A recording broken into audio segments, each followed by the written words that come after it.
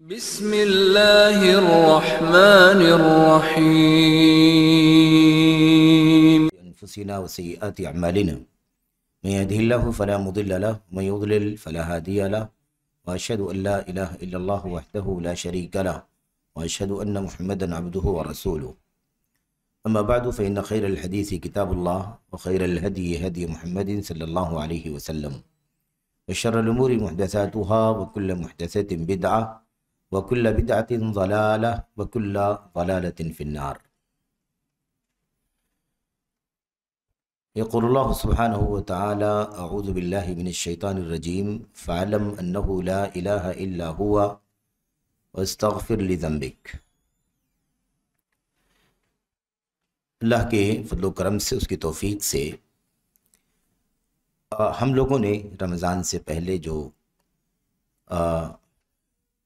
وقت میسر آیا اس میں اصول الدعوت السلفیہ، سلفی دعوت کے اصول نامی جو رسالہ ہم لوگ منہج دعوت کے سلسلے میں پڑھ رہے ہیں، اس رسالے کا جو مضمون ہے اس مضمون کے کچھ کل 10 ابواب ہیں، یعنی 10 موضوعات پر مشتمل سلفی دعوت کے اصول بتائے گئے ہیں۔ ہم لوگوں نے اس سے پہلے اب تک جو پڑھا ہے وہ مقدمہ پڑھا ہے، مقدمہ مؤلف کا، اس سے پہلے ناشر کا، اور اس کے بعد سلفی دعوت کے اصولوں میں سے پہلا اصول یعنی پہلا اصل، پہلی جو اصل ہے جس کو ہم لوگ اردو میں اصول اصل کی جمع ہے کہ نہیں، لیکن اردو میں عام طور پر اصول ہی استعمال ہوتا ہے واحد کے معنی میں، جمع کرنا ہوتا تو اصولوں بول دیا جاتا ہے، لیکن عربی زبان کے اندر اصل میں اصل واحد ہے، اس کی جمع اصول ہے۔ تو سلفی دعوت کے اصولوں میں سے پہلا اصول ہم لوگوں نے پڑھا ہے اور وہ ہے علم، طلب علم۔ اس کے بعد یہاں آج انشاءاللہ تبارک و تعالیٰ ہم دوسرا اصول شروع کرنے جا رہے ہیں، اور یہ اگر آپ دیکھیں تو بالترتیب ہے، یہ ترتیب کے ساتھ، یعنی یہ اصول 10 ہیں اور 10 اصول مرتب ہیں۔ مثال کے طور پر پہلا جو اصول تھا وہ طلب علم سے متعلق تھا، اور پہلے اصول کے بعد یعنی طلب علم کے بعد عمل کی باری آتی ہے۔ امام بخاری رحمۃ اللہ علیہ نے جو باب قائم کیا، صحیح بخاری میں جو مشہور بات ہے، باب العلم قبل القول والعمل، اس بات کا بیان کہ علم جو ہے وہ بولنے سے اور عمل کرنے سے پہلے ہے، علم بولنے اور عمل کرنے سے پہلے ہے، گویا کہ علم سب سے پہلے ہے اور علم کے بعد بولنے کی اور عمل کرنے کی باری آتی ہے۔ تو ہمیں اسی ترتیب سے ہم لوگوں نے پہلا اصول علم کے بارے میں پڑھا ہے، اور یہ دوسرا اصول ہے جس کا عنوان دیکھیے کیا ہے، الاصل الثانی الحرص علی التطبیق العملی للاسلام۔ کیا مطلب ہے اس کا؟ اسلام کی عملی تطبیق کرنے کی لالچ، اسلام کی عملی تطبیق کرنے کی لالچ، یعنی جو ہم لوگوں نے علم حاصل کیا ہے، علم کا جو ہم لوگ اسلام کا جو علم حاصل ہوا ہے، اب اس علم کو عمل میں لانا ہے، پریکٹیکل میں لانا ہے۔ یہ بہت بنیادی مسئلہ ہے۔ یہاں پر میں بات کو مستقل یعنی براہ راست آگے بڑھانے سے پہلے ایک بات میں عرض کر دوں کہ عقیدہ جو ہے نا، عقیدے کے اندر عمل داخل ہے، عقیدے کے اندر عمل داخل ہے۔ عمل کے بغیر ہمارا عقیدہ بھی درست نہیں ہوگا۔ زبان سے اقرار ہے کہ نہیں، دل سے تصدیق ہے، اور عمل بالجوارح، ہاتھ پیر اعضاء اور جوارح سے عمل ہے۔ اس پورے کا نام ایمان لانا ہے، اس پورے کا نام ایمان ہے، اس پورے کا نام اسلام ہے۔ اس میں سے کوئی بھی ایک گوشہ اگر نکل جائے گا تو اسلام کا اعتبار نہیں رہ جائے گا، ایمان معتبر نہیں ہوگا۔ یعنی مثال کے طور پر ایک آدمی زبان سے اقرار نہ کرے، دل سے کہے کہ میرے دل میں ہے ایمان، میں دل سے مانتا ہوں کہ اللہ تبارک و تعالیٰ ہی تنہا عبادت کے قابل ہے، محمد صلی اللہ علیہ وسلم اللہ کے رسول ہے، میں دل سے مانتا ہوں، زبان سے کیوں نہیں بولتا ہے؟ زبان سے بولنا پہلی چیز ہے، زبان سے بولے، لیکن وہ زبان سے نہیں بولتا ہے، کہتا دل میں۔ سوال یہ پیدا ہوتا ہے کہ اس پر کیسے حکم لگایا جا سکتا ہے کہ یہ ایمان کا اعتراف کر رہا ہے؟ ایمان یعنی اللہ تبارک و تعالیٰ کی وحدانیت اور رسول کریم صلی اللہ علیہ وسلم کی رسالت کا اعتراف ہم آپ کے سامنے کیسے ہوگا؟ زبان سے ہوگا، نطق بول کر کے ہوگا۔ اس لیے زبان سے اعتراف ضروری ہے جب تک زبان سے اعتراف کرنے کی طاقت ہو۔ مثال کے طور پر ایک شخص گونگا ہے، بول نہیں سکتا ہے، تو معذور ہے وہ، اس کے مسئلے میں دل کافی ہے، اس کے مسئلے میں دل کیا ہے؟ کافی ہے۔ لیکن جو بول سکتا ہے وہ جب تک نہیں بولے گا اس کا ایمان کا اعتراف درست نہیں ہوگا۔ تو سب سے پہلی چیز ہے زبان سے اقرار کرنا، الاقرار باللسان، النطق باللسان، زبان سے بولنا، منہ سے بولنا اللہ تبارک و تعالیٰ کے سوا کوئی سچا معبود نہیں اور محمد اللہ کے رسول۔ پھر اس بات کو دل سے پورے طور پر سچ ماننا اور اس کے بعد اس کو عمل کر کے دکھانا، جو منہ سے بولا ہے، دل سے یقین کیا ہے، اس کو اپنے عمل سے دکھانا۔ تو یہ بہت بنیادی مسئلہ ہے۔ آج اگر ہماری سماج میں، ہماری سوسائٹی میں اگر ایسے لوگ ملتے ہیں جو اللہ تبارک و تعالیٰ کے دین اسلام کی عملی تطبیق نہیں کرتے، عملی تطبیق نہیں کرتے یعنی دین پر عمل نہیں کرتے ہیں، بلکہ وہ کیا کرتے ہیں؟ وہ کہتے ہیں کہ ہمارا ایمان ہے، ہم اللہ تبارک و تعالیٰ کو تنہا سچا عبادت کے قابل جانتے ہیں، محمد اللہ کے رسول ہے، لیکن وہ مثال کے طور پر کبھی نماز نہیں پڑھتے ہیں، کوئی روزہ نہیں رکھتے ہیں، حلال حرام کی کوئی تمیز نہیں کرتے ہیں، فرائض کی پابندی نہیں کرتے ہیں، شرک بھی نہیں کرتے ہیں، قبروں پر بھی نہیں جاتے، مزارات پر بھی نہیں جاتے، بت کی پرستش اور پوجا بھی نہیں کرتے، یعنی یہ ساری شرکیات تو نہیں کرتے ہیں، لیکن عملی طور پر جو دین کو برتنا ہے وہ بھی نہیں کرتے ہیں۔ لیکن انہوں نے زبان سے اقرار کیا ہوا ہے، زبان سے اقرار کیا ہوا ہے، دل سے تصدیق کی بات بھی کرتے ہیں کہ دل سے ہمیں یقین ہے اس بات پر جو ہم زبان سے اقرار کر رہے ہیں، لیکن عمل ان کی زندگی میں نہیں ہے۔ کیا حکم لگے گا ایسے شخص کے اوپر؟ بات کس کی چل رہی ہے؟ جس کی زندگی میں عمل نہیں ہے دین پر، زبان سے اقرار ہے، دل سے تصدیق ہے، لیکن عمل نہیں ہے۔ اب یہاں پر یہ عقیدے کا بنیادی مسئلہ ہے، جیسا کہ شروع میں بات آئی کہ عمل جو ہے وہ اسلام، عمل جو ہے وہ عقیدے کا حصہ ہے، ایمان میں عمل شامل ہے۔ امام بخاری رحمۃ اللہ علیہ نے اپنی صحیح بخاری میں کئی ابواب باندھے، باب قائم کرتے ہیں، کہتے ہیں الزکاۃ من الایمان، باب الصلاۃ من الایمان، باب الصدقۃ من الایمان، مثال کے طور پر الجہاد من الایمان، اعمال کا ذکر کرتے ہیں اور کہتے ہیں اس بات کا بیان کہ ایمان کا حصہ ہے۔ تو عمل ایمان کے اندر شامل ہے، اس میں کوئی کلام نہیں ہے، کوئی مسئلہ نہیں ہے۔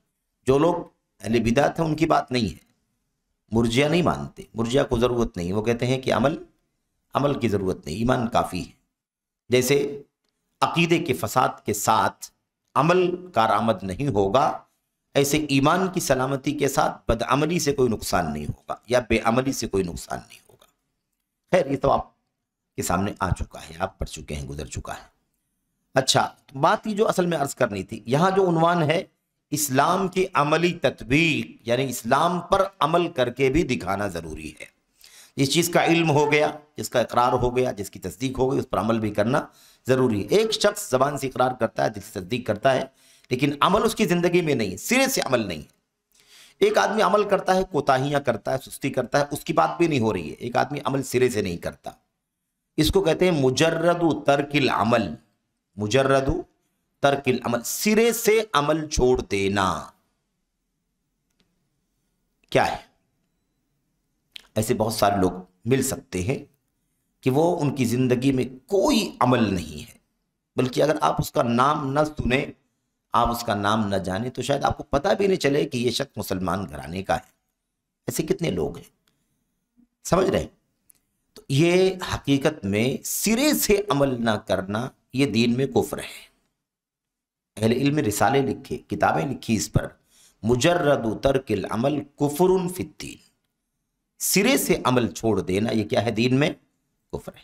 کوتاہی، سستی، کاہلی، کبھی کیا کبھی نہیں کیا، کمی بیشی کیا، یہ ایک الگ چیز ہے، لیکن سرے سے عمل نہ کرنا۔ اور کفر کیوں ہے؟ اس لیے کہ ایمان تینوں چیزوں کے مجموعے کا نام ہے، تو ایک پہلو غائب ہے، ایک تہائی غائب ہے، تو ایمان کی عمارت کہاں سے قائم ہوگی؟ تو یہ ایک بنیادی چیز ہے۔ اب اس کے بعد دیکھتے ہیں کہ اس عنوان کے تحت جو دوسرا اصول ہے ہمارے سامنے، سلفی دعوت، یہ عام عمل کی بات نہیں چل رہی، سلفی دعوت کے اندر، سلفی دعوت صرف اور صرف علم کا نام نہیں ہے، صرف تقریروں کا نام نہیں ہے، صرف اور صرف مناظروں کا نام نہیں ہے، زندگی میں اس سچی دعوت کو جس کی طرف ہم دنیا کو بلا رہے ہیں اس پر خود عمل کر کے دکھانا بھی ضروری ہے۔ سلفی دعوت میں یہ چیز شامل ہے کہ اللہ تبارک و تعالیٰ کے دین پر ایک مسلمان داعی خاص طور پر عمل پیرا ہو کر کے اس کو عملی طور پر دنیا کے سامنے پیش کرے۔ نبی کریم صلی اللہ علیہ وسلم اور آپ کے صحابہ کی زندگی جب ہم دیکھتے ہیں تو ہمیں اس کا بہت ہی نادر نمونہ دکھائی دیتا ہے۔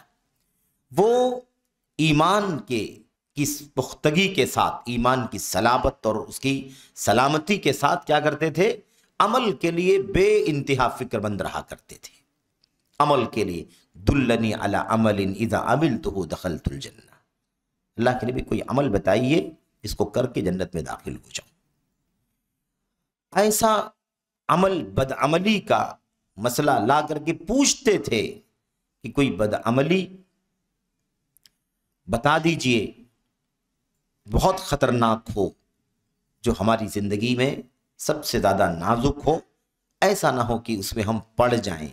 آگاہ رہنے کے لیے آپ بدعملی بتا دیجئے۔ تو کان اصحاب رسول اللہ یسألونہ عن الخیر وکنت اسألہ عن الشر۔ تو بہرحال یہ معروف ہے، اور جذبہ بے انتہا، جو کچھ بھی نبی کریم صلی اللہ علیہ وسلم کی زندگی میں، سیرت میں عمل کا انہوں نے مشاہدہ کر لیا، دیکھ لیا، میرے بھائیوں اس پر عمل کرنے کے لیے اس حد تک بڑھ جاتے تھے کہ کبھی کبھی وہ چیز بھی بسا اوقات وہ چیز بھی کیا ہو جاتی تھی، کبھی کبھی موضوع بحث بن جاتی تھی۔ اس کی کیا حیثیت ہے؟ مثال کے طور پر حضرت عمر بن خطاب رضی اللہ تعالیٰ عنہ کا اپنا عمل، اللہ کے نبی صلی اللہ علیہ وسلم سفر میں ہوتے، کہیں آپ کو ضرورت پڑتی، آپ سواری سے اترتے، آپ استنجا کرنے کے لیے جاتے، کہیں آپ سواری روکتے، کہیں آپ پڑاؤ ڈالتے، تو جہاں آپ نے پڑاؤ ڈالا کوئی ایسی شرعی حیثیت تو نہیں کہ پڑاؤ ڈالنا وہاں سنت ہے، جہاں اس وقت سایہ لگا، جہاں وہاں آسانی لگی، جہاں آپ کو ہوا کا گزر لگا، آپ نے وہاں پڑاؤ ڈال دیا۔ آپ کو جہاں حاجت محسوس ہوئی آپ نے وہاں نزول فرمایا، اترے اور آپ جا کر آپ نے استنجا فرمایا۔ یا آپ نے کبھی سواری کو دائیں طرف موڑا، پھر محسوس ہوا کہ نہیں ادھر کے بجائے بائیں طرف والا راستہ اچھا ہے، ادھر موڑ کر کے ادھر چلے گئے۔ عمر بن خطاب رضی اللہ تعالی عنہ کی سیرت کے بات موجود ہے یہ بات کہ وہ نبی کریم صلی اللہ علیہ وسلم کے آثار کا تتبع یعنی اس کی جستجو اور تلاش کیا کرتے تھے۔ جہاں جہاں نبی کریم صلی اللہ علیہ وسلم نے سواری کو روکا، جب وہ وہاں سے گزرتے تو وہاں سواری کو روک دیتے۔ جہاں اتر کر کے استنجا اللہ کے نبی نے کیا ہوتا، اگر آپ کو استنجا کی حاجت نہ بھی ہوتی تو آپ اتر کر کے وہاں جا کر کے یوں ہی بیٹھ کر کے آتے اور سواری پر بیٹھتے۔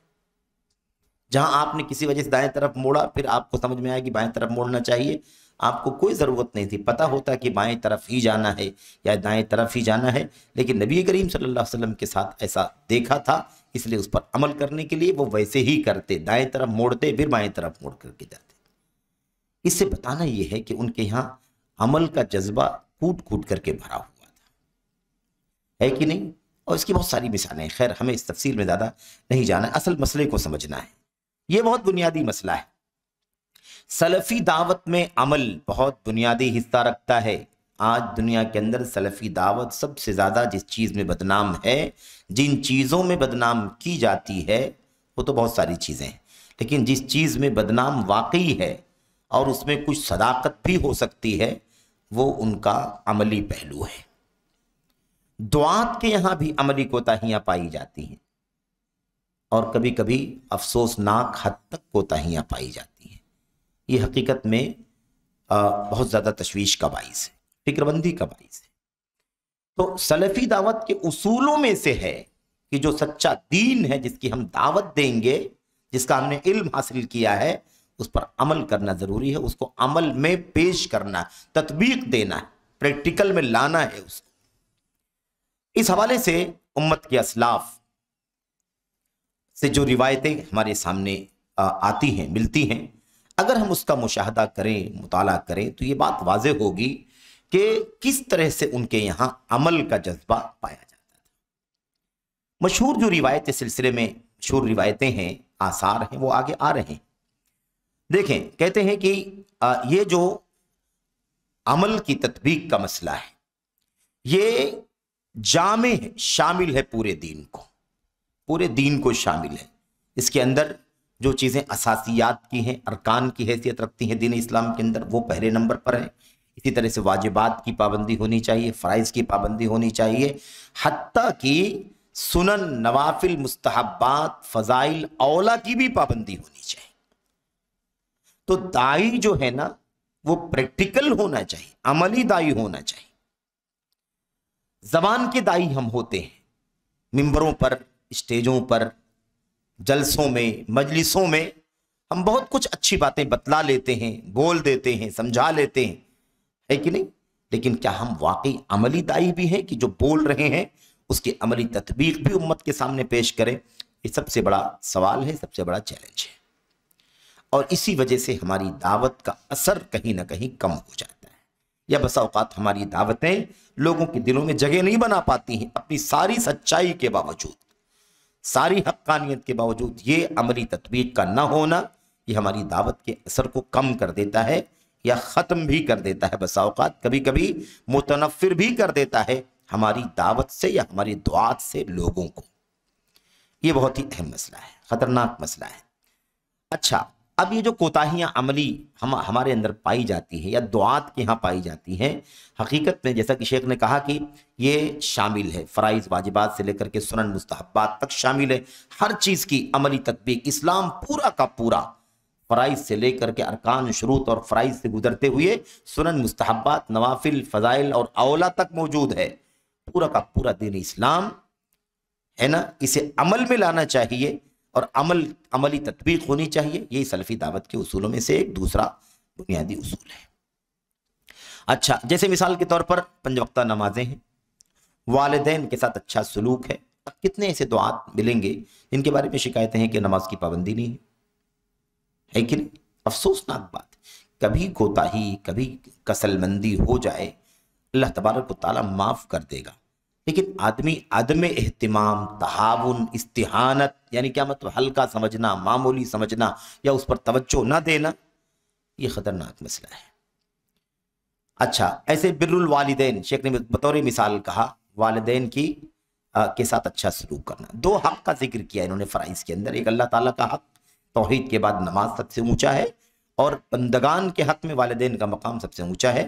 اللہ تبارک و تعالیٰ نے اپنی توحید کے ساتھ ساتھ والدین کے ساتھ حسن سلوک کا ذکر کیا، شیخ نے اس کا بھی ذکر کر دیا، وَنَحْوِ ذَلِكَ، اور اس طرح کی اور چیزیں۔ اچھا، والدین کے ساتھ اچھا سلوک کرنا، دعات کی زندگیوں میں، سلفی دعات کی زندگیوں میں اگر والدین کے ساتھ اچھا سلوک نہ پایا جائے تو اس کا اثر کتنا برا ہوگا اس کے مخاطبین کے اوپر۔ داعی ہیں، عالم ہے، فاضل ہے، اچھا امام ہے، خطیب ہے، مصنف ہے، باحث وغیرہ، لیکن خود اپنے والدین کے ساتھ اچھا، اس کا سلوک اچھا، دردانگیز بات، افسوسناک بات ہے کہ آخر وہ کس چیز کا داعی ہے؟ کیا سلفی داعی ایسا ہو سکتا ہے کہ علم ہر چیز کا ہو اور عملی طور پر اس کی تطبیق کے معاملے میں اس قدر وہ سستی اور کوتاہی کرنے والا ہو؟ تو کہتے ہیں جیسے یہ چیز ہے نا، اسی طرح یہ چیز کہاں شامل ہے؟ ایسے ہی ایک عالم کو، ایک سلفی داعی کو چاہیے کہ وہ سنت پر، ہر سنت پر عمل کرنے کی کوشش کرے، ہر مردہ سنت جسے لوگوں نے مٹا دیا ہو اسے زندہ کرنے کی کوشش کرے، سنت کا احیاء کرے، سنت کو زندہ کرے، یہ بنیادی چیز ہے۔ تو مسلمان کی ذمہ داری ہوتی ہے، سلفی ہے نا، جو سلفی دعوت کا علم حاصل کرنے والا شخص ہے، اسے چاہیے کہ وہ عملی طور پر اسلام پر پورے طور پر عمل کرنے کی کوشش کرے، اور یہ نمونہ لوگوں کے سامنے آنا چاہیے۔ تو حقیقت میں قرآن سنت کی سچی تعلیمات ایک سلفی داعی کی زندگی میں ڈھلی ہوئی ہونی چاہیے۔ ایک سلفی داعی کو دیکھنے والا اسے دیکھ کر کے محسوس کرے اس کی زندگی میں قرآن ہے، سنت ہے، سلف کی سیرت ہے، زندگی ہے، اس کے اندر فرائض کی پابندی ہے، جہاں عقیدہ اور منہج کی سلامتی ہے وہیں فرائض کی پابندی ہے، وہیں نوافل اور سنن کا اہتمام ہے، ہر طرح کے چھوٹے بڑے منکر سے اجتناب پایا جاتا ہے۔ یہ ایک عملی تصویر دیکھنے والے کو ملنی چاہیے۔ مثال کے طور پر جیسے نوافل ہے، نوافل کا اہتمام، اگر ہم فرائض میں ہی کوتاہی کرتے تو نوافل کا اہتمام کیسے کریں گے؟ ایسے مثال کے وطر کا اہتمام، قیام اللیل ہے، یا ایسے ہی ہے نا عام نفلی نمازیں ہیں، یا اللہ تبارک و تعالیٰ کی راہ میں خرچ کرنا وغیرہ ہے۔ شیخ کہتے ہیں کہ ان تمام چیزوں پر بہرحال کاربند رہنا چاہیے، ان تمام چیزوں کی ادائیگی کی پابندی کرنی چاہیے۔ اس حوالے سے جو مشہور اثر ہے جو امام ابن جریر طبری رحمۃ اللہ علیہ وغیرہ نے اپنی تفسیر میں نقل کیا ہے، ابو عبد الرحمن السلمی رحمۃ اللہ علیہ کو یہاں پر نقل کیا ہوا ہے، مشہور اثر ہے یہ، ہمیشہ اسے بیان کیا جاتا ہے، علم اور عمل ساتھ ساتھ، علم اور اس کے ساتھ عملی تطبیق ساتھ ساتھ ہونی چاہیے۔ اس حوالے سے یہ بات بار بار بیان کی جاتی ہے۔ کہتے ہیں حدثونا الذين كانوا يقرؤوننا القرآن، یعنی صحابہ انہم كانوا يستقرؤون من رسول اللہ صلی اللہ علیہ وسلم فكانوا اذا تعلموا 10 آیات لم يخلفوها حتى يعملوا بما فيها من العمل فتعلمنا القرآن والعمل جميعا۔ مشہور اثر ہے۔ ابو عبد الرحمن السلمی کہتے ہیں کہ جن لوگوں نے یا جو لوگ ہمیں قرآن پڑھاتے تھے، جو کہ تابعی ہیں، یہ ابو عبد الرحمن السلمی تابعی ہیں، اس لیے کہتے ہیں جن لوگوں نے ہمیں قرآن پڑھایا ہے، جن لوگوں نے ہمیں قرآن کی تعلیم دی ہے، وہ بیان کرتے تھے، صحابہ کرام بیان کرتے تھے، کیا بیان کرتے تھے؟ کہ وہ نبی کریم صلی اللہ علیہ وسلم سے قرآن کریم کا علم حاصل کرتے تھے۔ اور یہاں جتنا بھی آپ قرأت سن رہے ہیں، یقرؤوننا، یستقرؤون من رسول اللہ، ان تمام چیزوں میں کہیں یہ بات ذہن میں نہ آئے کہ صرف ناظرہ قرآن تھا، یہ ناظرہ قرآن نہیں تھا، اور نہ یہ حفظ قرآن صرف تھا، یہ ناظرہ تھا، حفظ قرآن تھا، اور خاص بات یہ ہے کہ اس کے اندر سارے احکام مسائل ہے کہ نہیں، اس کے اندر ناسخ منسوخ ہے کہ نہیں، مطلق مقید عام خاص ساری تفصیلات کے ساتھ وہ اللہ تبارک و تعالی اللہ کے نبی صلی اللہ علیہ وسلم سے قرآن کریم سیکھا کرتے تھے۔ تو بہرحال اسی لیے حدیثوں میں جہاں قراء کا ذکر آتا ہے اس سے مراد علماء کتاب اور سنت ہوتے ہیں، علماء ہوا کرتے تھے وہ، اس زمانے میں قراء کی اصطلاح تھی جو قرآن پڑھیں اور اس طرح سے پڑھیں جیسے ابو عبد الرحمن السلمی بیان کر رہے ہیں، اس طرح سے۔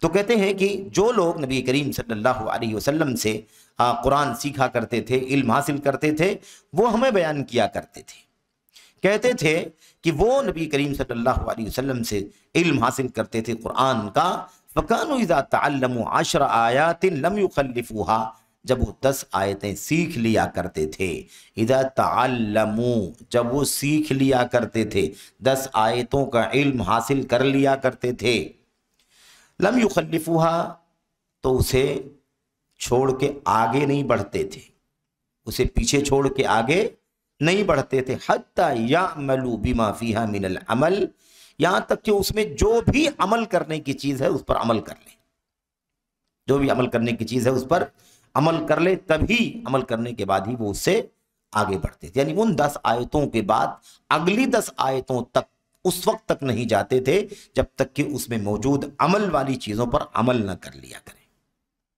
یہ ان کا طریقہ تھا۔ تو یہ عملی تطبیق کی مثال۔ آگے کہتے ہیں فَتَعَلَّمْنَا الْقُرْآنَ وَالْعَمَلَ جَمِيعًا، ہم نے قرآن کا علم اور عمل دونوں ساتھ میں سیکھا، ہم نے قرآن بھی اور اس پر عمل دونوں چیزوں کو ساتھ میں سیکھا۔ تو یہ بہت بنیادی مسئلہ ہے، سب سیکھ لینے کے بعد عمل کرنے کا جو نظریہ ہے یہ بیکار ہے۔ عمل علم کے ساتھ ساتھ جتنا سیکھو اتنا عمل کرو، سیکھو بھی کتنا، ایک حد کے ساتھ سیکھو، اتنی مقدار میں سیکھو کہ اس پر عمل بھی ہوتا رہے، ہے کہ نہیں؟ تو 10 آیتیں وہ سیکھا کرتے تھے اور اس میں جو کچھ چیزیں عمل کی ہوا کرتی تھی اس پر وہ عمل بھی کیا کرتے تھے۔ اسی لیے آپ کو ایسی روایتیں صحابہ کرام کی سیرت کے اندر ملیں گی کہ کوئی آیت کریمہ اتری اس میں کوئی چیز ایسی تھی جو عمل کرنے کے اعتبار سے گراں تھی، مشکل تھی، तो फौरन भागे भागे अल्लाह के नबी के पास आ गए। अल्लाह के नबी, इसमें तो ये बताया जा रहा है, इस पर अमल तो नहीं हो पाएगा, बहुत मुश्किल काम है, बहुत मुश्किल काम है, कैसे अमल हो पाएगा, है कि नहीं। कितने वाक़यात आपको मिलेंगे। वो इन्न शिर्क लज़ुल्मुन अज़ीम वाली आयत जो अल्लाह के नबी ने फरमाई, अल्लज़ीना आमनू वलम यल्बिसू ईमानहुम बिज़ुल्म उलाइका लहुमुल अम्न व हुम मुहतदून। जिन लोगों ने, जो लोग ईमान लाए और अपने ईमान को जुल्म से खल्त मल्त नहीं किया, उन्हीं के लिए अमन है, वही हिदायत पाने वाले। साहबे किराम हर चीज़ को पढ़ने सीखने के बाद अमल किया करते थे। इस आयत करीमा के उतरने के बाद परेशान हो गए, कैसे इस पर अमल करें। ईमान तो हम लाए हैं, लेकिन अब जुल्म से गड़बड़ नहीं करना है, ये कैसे होगा। तब कहने लगे अल्लाह के नबी, अय्युना लम यज़लिम नफ्सा, कौन सा शख्स है जिसने अपने आप पर जुल्म न किया हो, ईमान के साथ कुछ गुनाह न हुआ हो, ऐसा कौन सा आदमी। कोई आदमी ऐसा नहीं जिससे कोई ना कोई कोताही न हो जाती हो। तब अल्लाह के नबी अलैहिस्सलाम, अब गोया की फिक्रमंदी थी ना कि ईमान के साथ साथ जुल्म नहीं होना चाहिए, यानी कोई गुनाह का काम, अपनी जात पर जुल्म, गुनाह का काम करना अपने आप पर क्या होता है, जुल्म होता है, क्योंकि उसकी सजा खुद इंसान को भुगतनी। तो ये परेशान हो गए कि अमल कैसे करेंगे, गुनाह का काम तो हो रहा है, कुछ ना कुछ कमी तो रह जाती है, हो जाती है। अल्लाह तबारक व तआला फरमाता है ईमान के साथ जुल्म, अपने आप पर जुल्म नहीं करना है। तो अब कैसे इसकी तत्बीक हो सकेगी। फिक्रमंद हुए, अल्लाह के नबी के पास पहुंचे और जाकर के कहा, अल्लाह के नबी, हम में से किसने जुल्म नहीं किया अपने आप के ऊपर। तो अल्लाह के नबी सल्लल्लाहु ने उसको बताया था कि वो जो तुम समझ रहे हो उस माने में जुल्म नहीं है, वो जुल्म उस माने में है जो अल्लाह के नेक और सालेह बंदे लुकमान हकीम अलैहिस्सलाम ने बात कही थी, इन्न शिरका या बुनय्या ला तुशरिक बिल्लाह इन्न शिरका लज़ुल्मुन अज़ीम। तो इस तरह से और भी बहुत सारे वाक़यात आपको सीरत के अंदर मिलेंगे। सहाबे किराम से इससे मालूम पड़ेगा कि उनकी ज़िंदगी में सिर्फ और सिर्फ इल्म नहीं था, बल्कि इल्म के साथ साथ अमल था। इल्म के बाद अमल नहीं, बल्कि इल्म के साथ साथ अमल, एक साथ, यानी इल्म अमल साथ साथ, ये तरीक़ा हुआ करता था। और हकीकत में ये सलफ़ उम्मत का बहुत बड़ा आइडियल है। और हम सलफ़ियों के लिए, सलफ़ी दुआत के लिए, सलफ़ी उलमा के लिए, सलफ़ी तलबा के लिए ख़ास तौर पर, या सलफ़ी अवाम के लिए, सबके लिए बुनियादी उसूल है ना, अपने जहनों के अंदर रखने की ज़रूरत है कि हम अल्लाह तबारक व तआला के दीन का सच्चा इल्म हासिल करें तो उसे अमल में भी लाएं, उसकी तत्बीक दें, अमली तौर पर उसकी तत्बीक होनी चाहिए। आप कहते हैं कि यही सलफ़ उम्मत का मनहज है। ये रास्ता किसका है, ये मनहज किसका, सलफ़ उम्मत का। इल्म के साथ साथ अमल होना चाहिए, इल्म हासिल करना। अब यहाँ पर आप देखें वो सलफ़ी दुआत या वो उलमा जिनके यहाँ अमली कोताहियाँ पाई जाती हैं, जबकि वो इल्म के एक आला मकाम पर फाइज हों। मिसाल के तौर पर, तो हम हैरान होते हैं कि नहीं हैरान होते हैं, हैरान होते हैं, हमें ताज्जुब होता है कि इल्म जो है उसका असर ज़िंदगी में दिखाई नहीं दे रहा है। तो एक तालिब इल्म भी ऐसे उलमा से कहीं ना कहीं शाकी होता है, शिकायत कर रहा होता है कि जो इल्म का गहरा ज़ख़ीरा इस शख्स के पास मौजूद है, उसका असर अमल में दिखाई नहीं दे रहा है। तो ये चीज़ कहीं ना कहीं उससे मुतनफ़िर करती है, कहीं ना कहीं उसका असर कम करती है, या उसके बारे में गलत मौक़िफ़ कायम करने पर मेरे भाइयों मजबूर कर देती है। इसलिए इससे बहरहाल बचने की ज़रूरत है। अच्छा, इस हवाले से यहाँ पर एक बात मैं और जिक्र करूँ।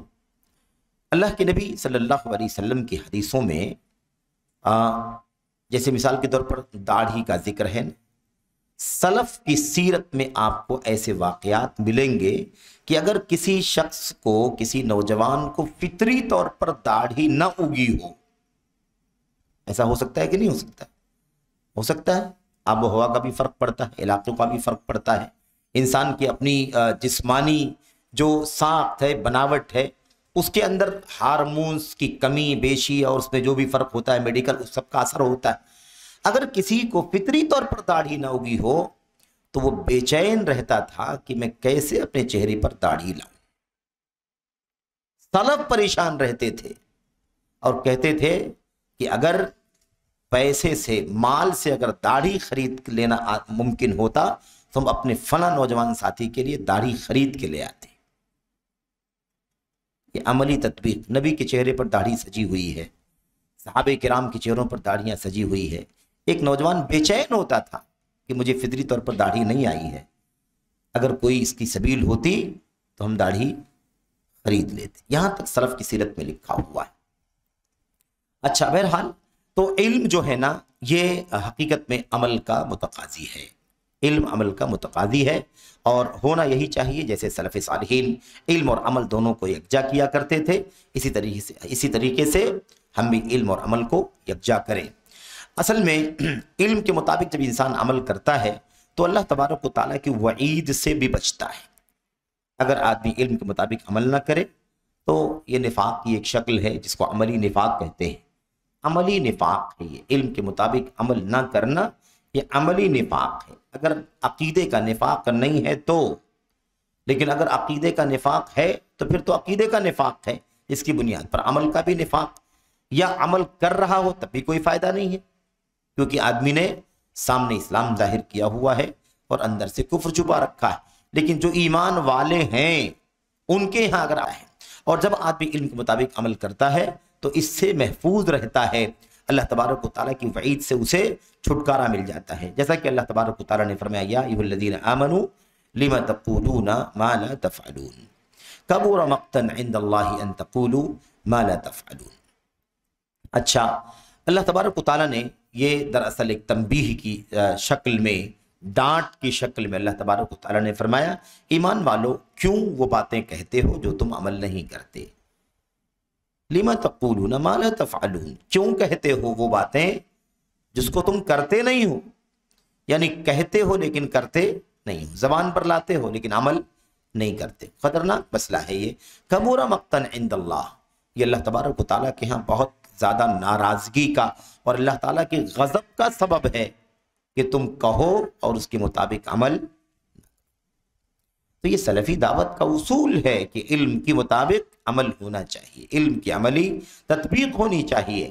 اللہ تبارک و تعالیٰ نے مزید آگے ارشاد فرمایا، کہتے ہیں اس لیے بھی ایک بات تو بیان کر دی کہ اگر سلفی دعوت کے اصولوں میں علم کے مطابق عمل کرنا ہے، علم کی عملی تطبیق ہے، اگر کوئی شخص علم کے مطابق عمل کرتا ہے تو اس کا ایک فائدہ تو یہ ہے کہ اللہ تبارک و تعالیٰ کی جو وعید ہے علم کے مطابق عمل نہ کرنے کی کے اوپر، اس سے انسان محفوظ رہتا ہے.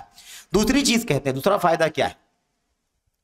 دوسرا فائدہ ہے کہ علم کے مطابق جب آدمی عمل کرتا ہے تو یہودیوں کی روش سے، یا جو لوگ بھی اس راستے پر چلنے والے لوگ ہیں کہ علم کا ذخیرہ ان کے پاس موجود ہو لیکن وہ عمل نہ کر رہے ہوں، اور ان کے حق میں جو وعید اور دھمکی قرآن و سنت کے اندر ہے، اس وعید سے، اس دھمکی سے بھی ایک شخص بچ جاتا ہے، محفوظ رہتا ہے.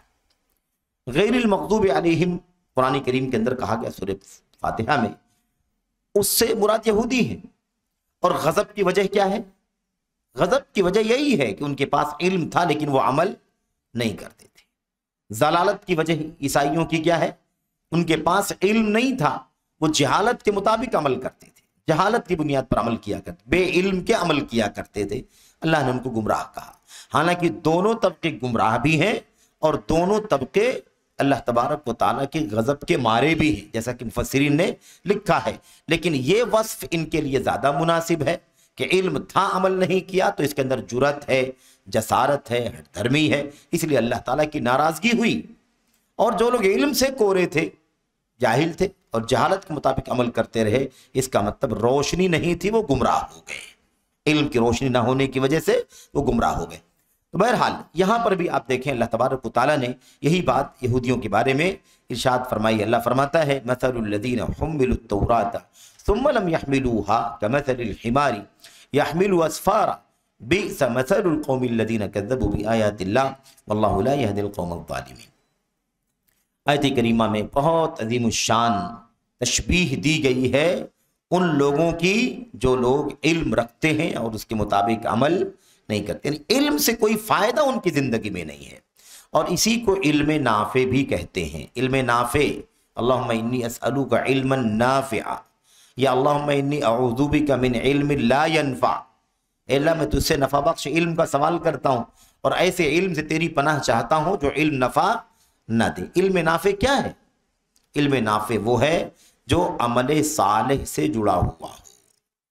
جس علم پر عمل کیا جائے وہ علم نافع ہے، جس علم کے مطابق عمل نہ کیا جائے وہ علم نافع نہیں ہے. کوئی بھی علم نافع اس وقت ہوگا جب اس علم کے مطابق عمل کیا جائے. تو علم نافع اسی کو کہتے ہیں جس کے مطابق عمل کیا جا رہا ہو. تو عملی تطبیق کے بغیر میرے بھائیوں علم جو ہے وہ نافع نہیں ہے. اس لیے بہت سارے لوگ، لمبی اسٹڈی ہوتی ہے، ان کے پاس بہت وسیع ثقافہ ہوتا ہے، اتنی زیادہ معلومات کا خزانہ ذخیرہ ان کے پاس ہوتا ہے کہ آپ سنتے سنتے تھک جائیں.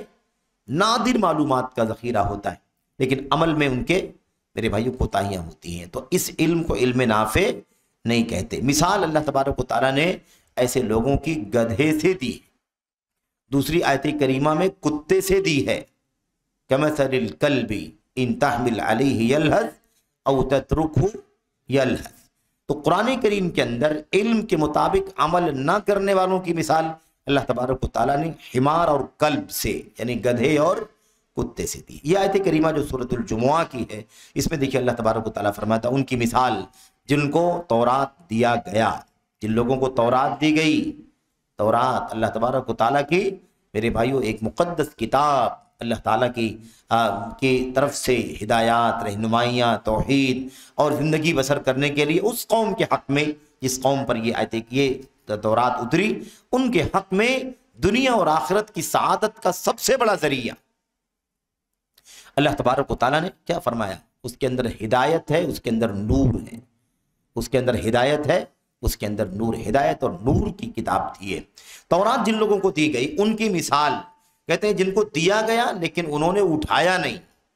جن کے اوپر تورات لا دی گئی لیکن انہوں نے اسے نہیں اٹھایا. ترجمہ اس طرح سے اللہ فرماتا ہے ان کی مثال جن کے اوپر تورات کو لادا گیا لیکن انہوں نے اٹھایا نہیں. کمثل الحمار یحمل اسفارا. اس کی مثال کیسے ہے؟ اس گدھے کی طرح ہے جو گٹھر کے گٹھر لادے رہتا ہے اپنی پشت کے اوپر. اسفار صفر کی جمع، گٹھر بوجھ اٹھاتا ہے اپنے اوپر. بوجھ اٹھائے ہوئے ہے لیکن اس کو کوئی فائدہ اس سے ملتا ہے؟ صفر کی جمع اسفار ہے، اور صفر عام طور پر علم اور معلومات کے گٹھر کو کہا جاتا ہے. اسی لیے المغنی عن حمل الاسفار فی الاسفار، علامہ عراقی کی غالباً کتاب ہے، ان حمل الاسفار فی الاسفار، یعنی یہ کتاب جو میں لکھ رہا ہوں یہ کتاب سفر کے دوران بہت بڑی بڑی کتابوں کی جلدیں اٹھانے سے بے نیاز کرنے والی کتاب ہے. یعنی اتنی سی کتاب لے جاؤ تو بڑے بڑے ذخیروں سے اور مکتبے سے بے نیاز ہو جاؤ گے. تو صفر کی جمع اسفار یعنی کیا مطلب؟ علم کا اور معلومات کا خزانہ، جلدوں کی جلدیں. تو فرماتے ہیں اللہ تبارک و تعالیٰ فرماتا ہے کمثل الحمار یحمل اسفارا. ایک گدھے کے اوپر صحیح بخاری کی 15 جلدیں رکھی جائے، کوئی فائدہ اس کو حاصل ہوگا؟ کوئی فائدہ حاصل نہیں ہوتا. آپ سوچئے کہ کتنی اچھوتی مثال اللہ تبارک و تعالیٰ نے علم کے مطابق عمل نہ کرنے والوں کی دی. اور اہل کتاب میں یہود اس کے سب سے زیادہ حقدار ٹھہرے، انہوں نے علم کے مطابق عمل نہیں کیا. سورۃ الفاتحہ جو قرآن کریم کا آغاز جہاں سے ہو رہا ہے اس میں ان پر اللہ تبارک و تعالیٰ کی غضب کا ذکر کیا گیا کہ اللہ کی غضب کے مارے ہوئے ہیں. اور اس کے علاوہ قرآن کریم کی متعدد آیات میں بھی اللہ تبارک و تعالیٰ کی غضب کا تذکرہ کیا گیا ہے. اور وجہ صرف یہ ہے کہ ان کے پاس علم تھا لیکن اس کے مطابق عمل ان لوگوں نے نہیں کیا. اور ہمارے اسلاف کہتے ہیں یہ جو بات یہودیوں کے بارے میں کہی گئی ہے، عیسائیوں کے بارے میں بات کہی گئی ہے، یہ اس امت کے اوپر بھی فٹ ہوتی ہے. اس امت کے وہ لوگ جو علم والے ہیں اور عمل نہیں کرتے ہیں ان میں یہودیوں کی مشابہت ہے کہ نہیں؟ اس امت کے جو عبادت گزار ہیں، عبادت بہت کرتے ہیں لیکن جہالت کی بنیاد پر کرتے ہیں، علم کی بنیاد پہ نہیں کرتے ہیں، ان میں عیسائیوں کی مشابہت ہے. تو کہتے ہیں من فسد من علمائنا ففیہ شبہ من الیہود ومن فسد من عبادنا ففیہ شبہ من النصارى. ہمارے بگڑے ہوئے علماء کی مشابہت یہودیوں کی، اور ہمارے بگڑے ہوئے عبادت گزاروں کی مثال کس کی ہے؟ جی یہ نصارہ سے، عیسائیوں سے.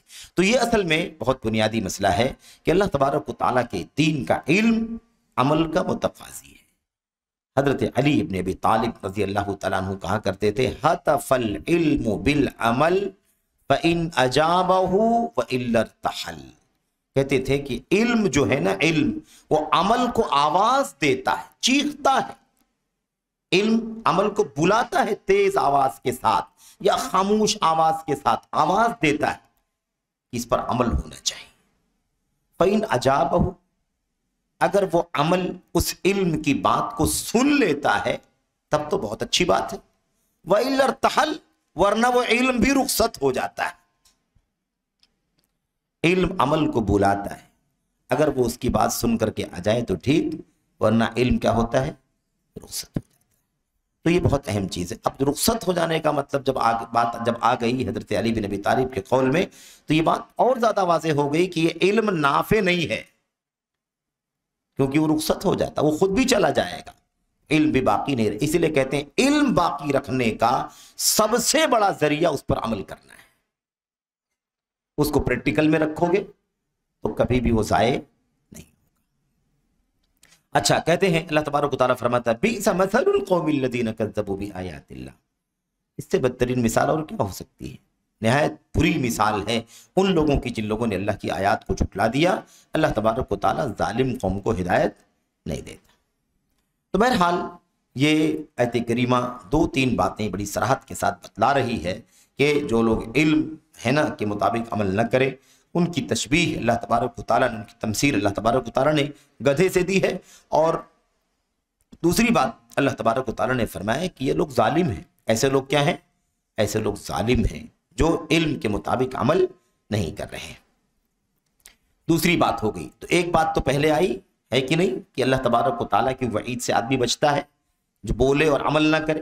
दूसरी चीज क्या हो गई, जो वईद अल्लाह तबारक व तआला ने ऐसे लोगों के बारे में इरशाद फरमाई है, उससे इंसान क्या होगा, महफूज रहेगा। तीसरी चीज क्या है, कहते हैं तीसरी चीज इल्म के मुताबिक जब आदमी अमल करता है तो इल्म हासिल करने का जो असल मकसद है, उस असल मकसद को पा करके इंसान कामयाब व कामरान हो जाता है।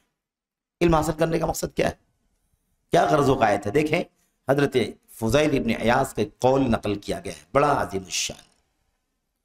इल्म आदमी हासिल करता है, क्यों भी हम लोग इल्म हासिल कर रहे हैं, अल्हम्दुलिल्लाह इल्म की मजलिस में बैठे हुए हैं, हम सब पढ़ रहे हैं, अल्हम्दुलिल्लाह हम सब सीख रहे हैं, तलब इल्म हुसूल इल्म ही की मजलिस में बैठे हुए हैं। आखिर क्या मकसद है इसके पीछे, ये मालूमात हासिल होगी तो हम इसके मुताबिक अमल करेंगे, इसके मुताबिक चलेंगे, इसके मुताबिक ज़िंदगी गुजारेंगे, इसके मुताबिक लोगों को ज़िंदगी गुजारने के लिए उनकी रहनुमाई करेंगे, उनको दावत देंगे इसकी तरफ, ताकि वो भी चले और वो भी कामयाब ज़िंदगी गुजारे दुनिया में आखिर। पर इल्म का जो बुनियादी मकसद है वो उसके मुताबिक अमल करना है, उस पर चलना है। इसलिए ये बात समझाते हैं, कहते हैं ये फुज़ैल बिन अयास का कौल है और नीचे लिखा है, खतीब बगदादी ने इसे नकल किया है, ला यज़ालुल आलिमु जाहिलन बिमा आलिमा हत्ता यअमल बिही फ़इज़ा अमिल बिही काना आलिमन। इतनी नादिर ताबीर आप देखें, अंदाजा लगाएं किस तरह से हमारे असलाफ इल्म और अमल को एक साथ में जोड़ करके समझते थे। हाफिज खतीब बगदादी रहमतुल्लाह अलैह ने इक़्तिज़ाउल इल्मिल अमल, इक़्तिज़ाउल इल्मि अल अमल, इल्म अमल का मुतकाजी है, इस पर पूरी किताब लिखी। इल्म अमल का मुतकाजी, इस पर पूरा रिसाला हाफिज खतीब बगदादी रहमतुल्लाह अलैह ने लिखा है।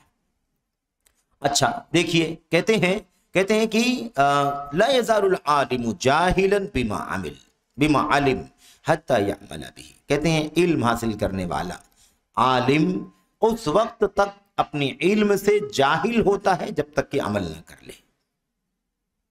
आलिम ही नहीं कहा जाएगा जब तक अमल न करे, आलिम कहा ही नहीं जाएगा, कहलाएगा ही नहीं जब तक वो अपने इल्म के मुताबिक अमल न करे, बल्कि जाहिल कहलाएगा। अल्लाहु अकबर, जाहिल कहलाएगा। कहते हैं फ़इज़ा अमिल बिही काना आलिमन, जब इस पर अमल करेगा तो आलिम होगा। तो बहरहाल ये है ना चंद आसार हैं, और इन आसार से अक़वाल से ये बात पाए तकमील तक पहुँच जाती है कि अल्लाह तबारक व तआला के दीन का इल्म हासिल करना ये अमल का मुतकाजी है। और ये सलफ़ी दावत के उसूलों में से है, सिर्फ ज़बानी तौर पर नहीं, इल्म नहीं बल्कि इल्म के मुताबिक उसके बाद अमल करने की भी ज़रूरत है। इसलिए तमाम दुआत सलफ़ियीन की जिम्मेदारी है कि वो क्या करें, इल्म के मुताबिक अमल करें, इल्म के मुताबिक अमल करें। अच्छा, अभी आपने देखा ना, दो बातें हो गई। जो आदमी مطلب علم کے مطابق عمل نہ کرے وہ عملی منافق کہلاتا ہے کہ نہیں؟ یہاں کہا جو علم کے مطابق عمل نہ کرے وہ عالم ہی نہیں ہوتا بلکہ وہ کیا ہوتا ہے؟ وہ جاہل ہوتا ہے۔ جب علم کے مطابق عمل کرے گا تب وہ عالم کہلائے گا۔ کتنا یہ اہم اور کتنا نازک مسئلہ ہے۔ حضرت عبداللہ بن مسعود رضی اللہ تعالیٰ اس مسئلے کو سمجھاتے ہیں۔ سب سے زیادہ اہم اور نازک مسئلہ عمل کے سلسلے میں سب سے زیادہ اہم مسئلہ کیا ہے؟ اللہ تبارک و تعالیٰ کے فرائض کی پابندی اور اس میں نماز۔ اعمال میں سب سے زیادہ اہم عمل کون سا ہے؟ نماز۔ کلمہ توحید کے بعد سب سے اہم چیز نماز۔ تو بیان کرتے ہیں عبداللہ بن مسعود رضی اللہ تعالیٰ عنہ، کہتے ہیں کہ نبی کریم صلی اللہ علیہ وسلم کے زمانے میں وَمَا يَتَخَلَّفُ عَنِ الصَّلَاةِ إِلَّا مُنَافِقٌ مَعْلُومُ النِّفَاقِ، کہتے ہیں اللہ کے نبی صلی اللہ علیہ وسلم کے زمانے میں نماز سے صرف وہ آدمی پیچھے رہتا تھا جو منافق ہوتا تھا، اور پکا معروف منافق، اللہ اکبر، یعنی جس کو سب جانتے ہوں کہ یہ منافق ہے، اندر سے حقیقت میں اس کا ایمان نہیں ہے، ایسا ہی آدمی نماز سے پیچھے رہتا تھا۔ عجیب بات ہے۔ اللہ کے نبی صلی اللہ علیہ وسلم کے اللہ کے نبی کے صحابہ کا یہ عمل آپ دیکھیں کہ ورنہ کہتے ہیں ورنہ حالت یہ تھی کہ الرجل یحاد بین رجلین، آدمی کو دو آدمیوں کے درمیان ٹیک کر کے مسجد میں نماز کے لیے لایا جاتا تھا۔ وہ اس کے لیے بھی تیار رہتا تھا، اگر وہ بیمار ہے مریض ہے تو اسے دو لوگوں کے بیچ میں لایا جاتا تھا۔ وہ کہتا تھا مجھے لے چلو نماز پڑھنے کے لیے، میں اس حالت میں بھی نماز پڑھوں گا، مجھے نماز پڑھنا ہی پڑھنا ہے۔ نماز سے صرف وہ پیچھے رہتا تھا جو منافق ہوتا تھا، اور جس کا نفاق لوگ جانتے تھے کہ یہ آدمی کیا ہے؟ منافق۔ اچھا، اسی تناظر میں آپ کے سامنے ایک دو باتیں اور پیش کر دوں۔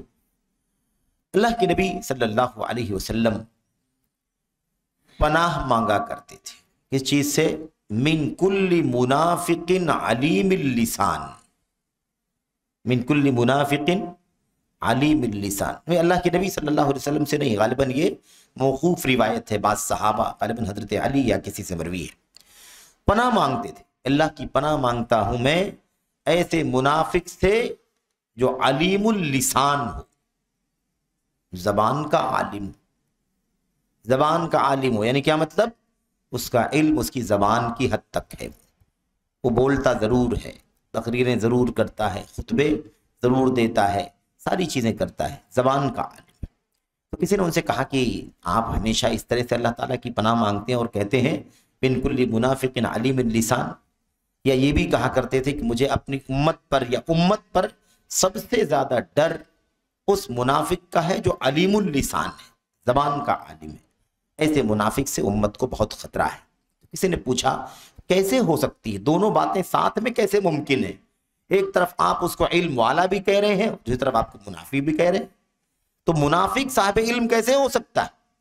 تو وہ صحابی جواب دیتے تھے، وہ کہتے تھے اس لیے کہ وہ زبان سے تو بہت کچھ علم بیان کرے گا لیکن اس کے مطابق عمل نہیں کرے گا۔ گویا سلف کے یہاں صحابہ کرام کی زندگیوں میں بھی ہمیں پتہ چلتا ہے کہ وہ بے علموں کو نفاق سے جوڑا کرتے تھے، بے علمی کو نفاق سے جوڑا کرتے تھے، اور اس کو زبان کا عالم کہتے تھے، صرف عمل کا عالم نہیں، کردار کا عالم نہیں، بلکہ صرف گفتار اور زبان کا عالم۔ تو یہ بڑا خطرناک مسئلہ ہے، اس کا خطرہ امت پر بہت زیادہ ہے۔ کیوں آخر کہتے تھے کہ مجھے سب سے زیادہ خطرہ امت کے اوپر ایسے منافق، ہر اس منافق سے ہے جو زبان کا عالم ہے؟ کیوں یہ بات کہتے تھے؟ اس لیے کہ بے علمی کا، اس سے بے علمی کا ماحول بنے گا، اور اس کو اگر پریکٹیکل میں کوئی سمجھنا چاہے تو اس کو دیکھ بھی سکتا ہے، جو جس سے وابستہ رہتا ہے اسی کا اثر قبول کرتا ہے، جو جس کا اثر، جو جس کی شاگردی اختیار کرتا ہے وہ اسی کا اثر قبول کرتا ہے، جو جس طرح کے لوگوں سے علمی استفادہ کرتا ہے وہ اسی طرح سے متاثر بھی ہوتا ہے۔ اس کی بہت ساری مثالیں ہیں۔ بہرحال یہاں ہمیں یہ بات معلوم پڑ گئی کہ سلفی دعوت کے اصولوں میں سے دوسرا اصول کیا ہے؟ علم کی عملی تطبیق، اسلام کی عملی تطبیق ہماری اور آپ کی زندگیوں میں ہونا چاہیے۔ تو سلفی دعوت اس کو میرے بھائیوں اس کو دنیا میں عام کرتی ہے، پھیلاتی ہے۔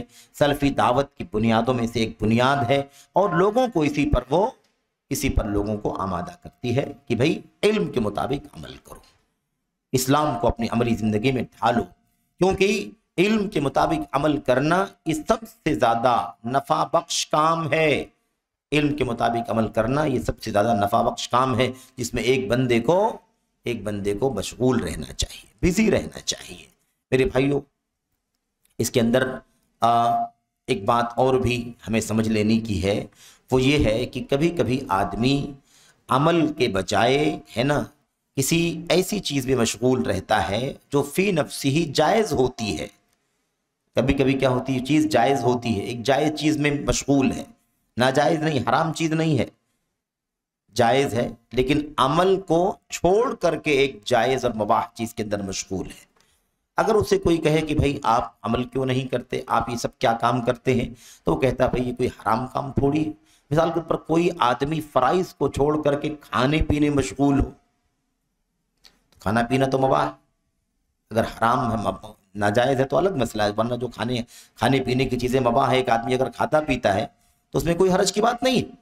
لیکن اگر وہ سنت کو ضائع کر کے یا کسی عمل کی تطبیق کو ضائع کر کے اگر وہ ایک مباح چیز کھانے پینے مشغول ہے، تو یہ چیز بھی اس کے لیے وبال ہے کہ نہیں وبال ہے، یہ چیز بھی اس کے لیے وبال ہے۔ اور حقیقت میں اس میں جو چیز سمجھنے کی ہے وہ یہ ہے کہ ایسی صورتحال کو بھی ہمیں شیطانی وسوسہ سمجھنا چاہیے۔ شیطان کے ہتھ کنڈوں میں سے یہ بھی ایک ہتھ کنڈا ہے، شیطان کے حبائل میں سے یعنی اس کی جال جس کو ہم کہتے ہیں کانٹوں میں سے ایک جال کانٹا یہ بھی ہے کہ وہ کیا کرتا ہے، ایک مومن کو عمل سے دور کر کے، چاہے وہ عمل سنت کا عمل ہو، نفل عمل ہو، فضیلت والا کام ہو، صرف نہ کرے تب بھی کوئی بات نہیں ہے، لیکن اس سے چھڑوا کر کے ایک جائز کے نام پر اس میں مشغول کر دیتا ہے، اور یہ ذہن پیدا کرتا ہے کہ جائز ہی کام کر رہے ہیں، کوئی ناجائز کام تھوڑی کر رہے ہیں۔ سمجھ رہے ہیں؟ یہ ایک شیطان کی چالوں میں سے ایک چال ہے۔ جیسا کہ اس سے پہلے بات آئی تھی کہ حافظ ابن القیم رحمۃ اللہ علیہ نے اپنی کتاب مدارج السالکین کے اندر غالباً لکھا ہے کہ شیطان انسان کو 7 گھاٹیوں میں تلاش کرتا ہے۔ ایک تو کفر و شرک کی گھاٹی ہے، وہاں تلاش کرتا ہے، اگر وہاں نہیں پاتا ہے تو نیچے اترتا ہے۔ بدعت کی گھاٹی میں تلاش کرتا ہے، وہاں نہیں ملتا ہے، اگر وہ نہیں کامیاب ہوتا ہے تو کبیرہ گناہ کی گھاٹی میں تلاش کرتا ہے۔ یعنی کیا مطلب، وہ گمراہ کرنے کے لیے سب سے اونچی چیز کو پکڑتا ہے، وہاں گمراہ کرے گا تو آسانی سے کام اس کا ہو جائے گا، وہاں نہیں تو اور نیچے اتر کر کے وہاں سے اوپر جائے گا، بدعت سے شرک کی طرف جائے گا، وہاں کامیاب نہیں ہوتا ہے تو گناہ کبیرہ کروا کر کے پھر بدعت کروا کر کے پھر شرک تک لے کر کے جائے گا، وہاں نہیں تو پھر صغیرہ، پھر کبیرہ، پھر بدعت، پھر شرک و کفر تک لے کر کے جائے گا۔ 4 گھاٹیاں ہو گئیں۔ اس کے بعد اگلا یہ ہے کہ مباح کاموں میں مشغول کر کے کیا کرتا ہے، مباح اور جائز کاموں میں مشغول کر کے انسان کو نیک عمل سے دور کر دیتا ہے، نیک عمل سے تو اس گھاٹی میں تلاش کرتا ہے، یہاں سے لے کے جاتا ہے، انسان کو بہکاتا ہے، حلال کام ہے، آدمی سوچے گا یہ تو حلال ہے، اس میں کون سی پریشانی کی بات ہے کہ نہیں، یہاں سے اٹھا کر کے آگے پھر صغیرہ، پھر کبیرہ، پھر بدعت اور پھر شرک کی طرف لے کر کے جاتا ہے۔ اس کے بعد جو چھٹی گھاٹی ہے وہ کیا ہے، وہ ہے فضیلت والی چیزوں کو چھوڑوا دینا اور غیر افضل پر لگا دینا، افضل کو چھوڑوا دینا، غیر افضل پر لگا دینا۔ کہتے ہیں کتنے مسائل ایسے ہیں نا، کہتے ہیں جائز ہے افضل نہیں ہے۔ مثال کے طور پر ٹخنے کو کھولے رہنا، ٹخنے سے اوپر کپڑے کو رکھنا یہ جائز ہے کہ نہیں، اور اوپر رکھنا، آدھی پنڈلی تک رکھنا یہ افضل ہے، اور ٹخنے کے اوپر کپڑے کو لٹکانا یہ کیا ہے، حرام ہے۔ تو 3 مراحل ہو گئے، اگر ٹخنے سے نیچے کپڑا ہے تو حرام ہے، ٹخنے سے اوپر ہے اگر کھلا ہوا ہے تو یہ جائز ہے، ٹھیک ہے، جیسے عام طور پر ہم آپ رہتے ہیں۔ اور ایک تیسرا مرحلہ جو سب سے زیادہ فضیلت والا وہ کیا ہے، الی انصاف الساقین، دونوں پنڈلیوں کے آدھے تک، نصف تک۔ اب شیطان یہ کہتا ہے مثال کے طور پر کہ بھائی تم غلط نہیں کر رہے ہو، اگر تم ٹخنے سے اوپر اوپر رکھتے ہو کپڑا تو کوئی حرج کی بات نہیں ہے نا، کیوں چاہتے ہو کہ آدھی پڈلی تک تمہارا کپڑا رہے؟ وہ فضیلت ہی ہے، وہ فضیلت ہی ہے، افضل درجہ ہے، لیکن جو اس کے نیچے تم رکھو گے ٹخنے سے اوپر اوپر، یہ بھی ناجائز نہیں، جائز ہے، ٹھیک ہے نا؟ اب ہم بھی سمجھتے ہیں کہ پھر کوئی حرج کی بات نہیں ہے، لیکن ہم شیطان کی چال کو نہیں سمجھتے ہیں کہ وہ ہمارے پیچھے کس طرح سے وہ ہاتھ میں لگا ہوا ہے کہ ہمیں یہاں سے اٹھائے گا، آج افضل چھڑا کر کے جائز پر عمل کروائے گا، اور کل جائز سے اٹھا کر کے ناجائز کروائے گا، جو صغیرہ گناہ ہوگا، پھر اس کے اوپر کبیرہ، اور پھر اس کے بعد بدعت، پھر اس کے بعد شرک کو اوپر تک لے کر کے جائے۔ 7ویں نمبر پر حافظ ابن قیم فرماتے ہیں کہ ان تمام چیزوں پر جب وہ ناکام رہتا ہے تو یسلط جندہ علیہ، تو اپنے لشکر کو مسلط کر دیتا ہے کہ اس کو بالکل اس کے پیچھے لگے رہو، اس کے پیچھے لگے رہو، اس کا اٹھنا بیٹھنا، صبح شام رات دن، دوست احباب آفس گھر، ہر طرف ہمیشہ لگے رہو، جہاں تمہیں کوئی موقع ملے ان میں سے کوئی نہ کوئی کام ضرور کرو۔ تو فی 7 عقبات، 7 گھاٹیوں میں سے کسی گھاٹی میں تلاش کرتا ہے۔ تو عمل کا مسئلہ بڑا اہم ہے۔ سب سے زیادہ ہم سلفی دعات، سلفی عوام، سلفی طلباء، ہمارے آئیڈیل ہمارے اسلاف ہیں جن کے اصولوں پر ہم دعوت کے کام کو آگے بڑھانے کی بات کر رہے ہیں۔ اگر دنیا میں سب سے زیادہ کوئی اگر علم کے مطابق عمل کرنے والا گزرا ہے تو ہمارے اسلاف گزرے ہیں، ہم انہی کے نقش قدم پر چلنے والے ہیں۔ ہماری زندگیوں میں عمل میں کوتاہی کیوں پائی جاتی ہے؟ مجھ کو سب سے پہلے، آپ کو سب کو غور کرنے کی ضرورت ہے۔ ہمیں حقیقت میں پریکٹیکل داعی بننے کی ضرورت ہے، عملی داعی۔ مجھے یاد ہے ایک موقع پر کہ کوئی داعی، ادھر میں جنوب کے علاقے میں تھا کچھ دنوں، تو ایک داعی کسی پروگرام میں باہر سے بلائے گئے انگریزی زبان میں محاضرہ کرنے کے لیے، لیکچر کے لیے۔ وہ جب آنے کے لیے منظوری دی انہوں نے کہ میں آؤں گا، تو انہوں نے صرف ایک شرط لگائی۔ انہوں نے کہا میری کوئی شرط نہیں ہے، مجھے کھانے میں یہ چاہیے، رہنے کے لیے بستر چاہیے، ہوٹل چاہیے، گاڑی چاہیے، کہا مجھے کوئی شرط نہیں ہے، ایک ہی شرط ہے، اگر آپ لوگ ابھی منظور کریں گے تو میں سفر کروں گا۔ کیا شرط تھی ان کی؟ انہوں نے کہا کہیں بھی پروگرام آپ رکھیں، ایک چیز یاد رہے کہ اذان سے 15 منٹ پہلے مجھے مسجد میں پہنچنا ہے۔ اذان ہونے کے بعد نہیں، اذان ہونے سے 15 منٹ پہلے مجھے آپ گاڑی سے مسجد میں پہنچا دیں، یہ ضمانت اگر آپ لیں تو میں پروگرام میں آنے کے لیے تیار ہوں۔ اور واقعی وہ شخص آیا، وہ داعی فاضل، اور اس قدر نیکی، 3-4 دن ساتھ میں رہنے کا اتفاق ہوا، کوئی نماز کوئی وضو آپ بغیر مسواک کے نہیں دیکھے، ہمیشہ بالکل آپ آئیڈیل ایک داعی آپ کو کتاب و سنت میں ڈلا ہوا دکھائی دے۔ تو اصل میں عملی داعی بننے کی ضرورت ہے، تطبیقی داعی بننے کی ضرورت ہے۔ زبان کے داعی، گفتار کے داعی، اسٹیج کے داعی، میدان کے داعی تو ہم ہیں ہی۔ اللہ تعالی ہم سب کو صحیح معنوں میں عمل اور تطبیق اسلام کا داعی بننے کی توفیق عطا فرمائے۔ یہ سلفی دعوت کے اصولوں میں سے ہے۔ اچھا، اس کے بعد پھر کہتے ہیں کاش ہمارے نوجوان، اللہ تبارک و تعالیٰ انہیں توفیق عطا فرمائے، اگر اس اصول کو انجام دیں، ویسے انجام دیں جیسے اس اصول کو انجام دینا چاہیے، تو کیا ہوگا؟ اللہ اکبر۔ اس کا یہ سب سے بڑی برکت تو یہ جو شیخ بیان کر رہے ہیں کہ اس کا فائدہ یہ ہوگا کہ بہت ساری ایسی چیزیں جو سلفی دعات کی خصوصیت میں نہیں آتی ہیں، اس سے دور ہیں، ایسی بہت ساری چیزوں میں پڑ جاتے ہیں، پڑھنے سے بچ جائیں گے۔ اگر ہم عملی تطبیق اسلام کی، سلفی دعوت کی کرنا شروع کر دیں، جس کے عالم ہیں، جس کا علم رکھتے ہیں، جس کو زبان سے اسٹیجوں پر، ممبروں پر بولتے ہیں، مجلسوں میں بولتے ہیں، اگر اس کے عملی داعی بن جائیں تو بہت ساری ایسی بے اعتدالیاں جو سلفیوں کے ہاں آ گئی ہیں، جو ان کی خصوصیات میں سے نہیں ہیں، ان سے انشاءاللہ تبارک و تعالیٰ سلفی دعات بچیں گے۔ بہت بنیادی چیز ہے۔ دیکھیے، ایک چیز ہے علم، اور عمل جو ہے اس کی تطبیق ہے۔ عمل پر جب آدمی مستقل کاربند رہتا ہے علم کے مطابق، تو پھر شیطان کے حملے بھی کارگر نہیں ہوتے۔ دیکھتا ہے نا، دیکھتا ہے شیطان کی کس طرح سے یہ پورے طور پر اسلام کی عملی تطبیق کر رہا ہے، بھلا اس کے ساتھ ہم کس طرح سے کامیاب ہو سکتے ہیں، اس پر کیسے اپنے داؤ پیچ۔ قرآن کریم میں اللہ تبارک و تعالیٰ نے شیطانی لعین کے سلسلے میں کیا فرمایا؟ الا عبادک منہم المخلصین، الا عبادک منہم المخلصین، سوائے تیرے ان بندوں کے جو چنندہ ہیں، جو کیا ہے؟ جو سلیکٹ کیے ہوئے ہیں، چن لیے گئے ہیں، ان بندوں پر میرا داؤ پیچ نہیں چلے گا۔ میں دائیں سے آؤں گا، بائیں سے آؤں گا، آگے سے آؤں گا، پیچھے سے آؤں گا، ہر طرف سے گمراہ کروں گا، لیکن تیرے جو مخلص چنندہ بندے، مخلص نہیں، مخلص تو ایمان ہو گیا، مخلص جو عملی ثبوت دیتے ہیں کہ اللہ اس کا علم ہے تیرے دین کے سلسلے میں، ہم اس کو عمل کر کے تیرے خالص بندے بنے ہوئے، چنندہ بندے۔ مخلص کس کو کہتے ہیں؟ مخلص ایمان والا، توحید والا، جس میں شرک نہیں، سنت والا، جس میں بدعت نہیں، یہ علم ہے۔ یہ کیا ہے؟ علم ہے۔ اس کی تطبیق دینے والا مخلص، چنندہ ہے۔ عقیدہ، عمل، کردار، سلوک، ایک ایک ادا، ایک ایک حرکت ایسی ہے کہ اللہ تبارک و تعالیٰ نے اسے اپنا پسندیدہ بنا لیا ہے۔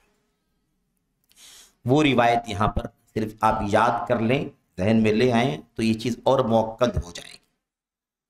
حدیث الولایہ، ولایت والی روایت، اس میں اللہ کے نبی نے کیا فرمایا؟ اللہ تبارک و تعالیٰ فرماتا ہے میں اپنے اولیاء سے محبت کرتا ہوں، اس میں ہے اپنے اولیاء سے محبت کرتا ہوں، فَإِذَا أَحْبَبْتُهُ، جب اسے محبت کرنے لگتا ہوں، ہے نا کہ سب سے زیادہ جس چیز سے بندہ مجھ سے قریب ہوتا ہے وہ میرے فرائض ہیں، ہے نا، اس کے بعد بندہ نوافل کے ذریعے سے مجھے اور قریب ہوتا ہے، مجھ سے اور قربت حاصل کرتا ہے، حتی احببتہ، ہے کہ نہیں، یہاں تک کہ میں اسے حتی احبہ، یہاں تک کہ میں اسے محبت کرنے لگتا ہوں۔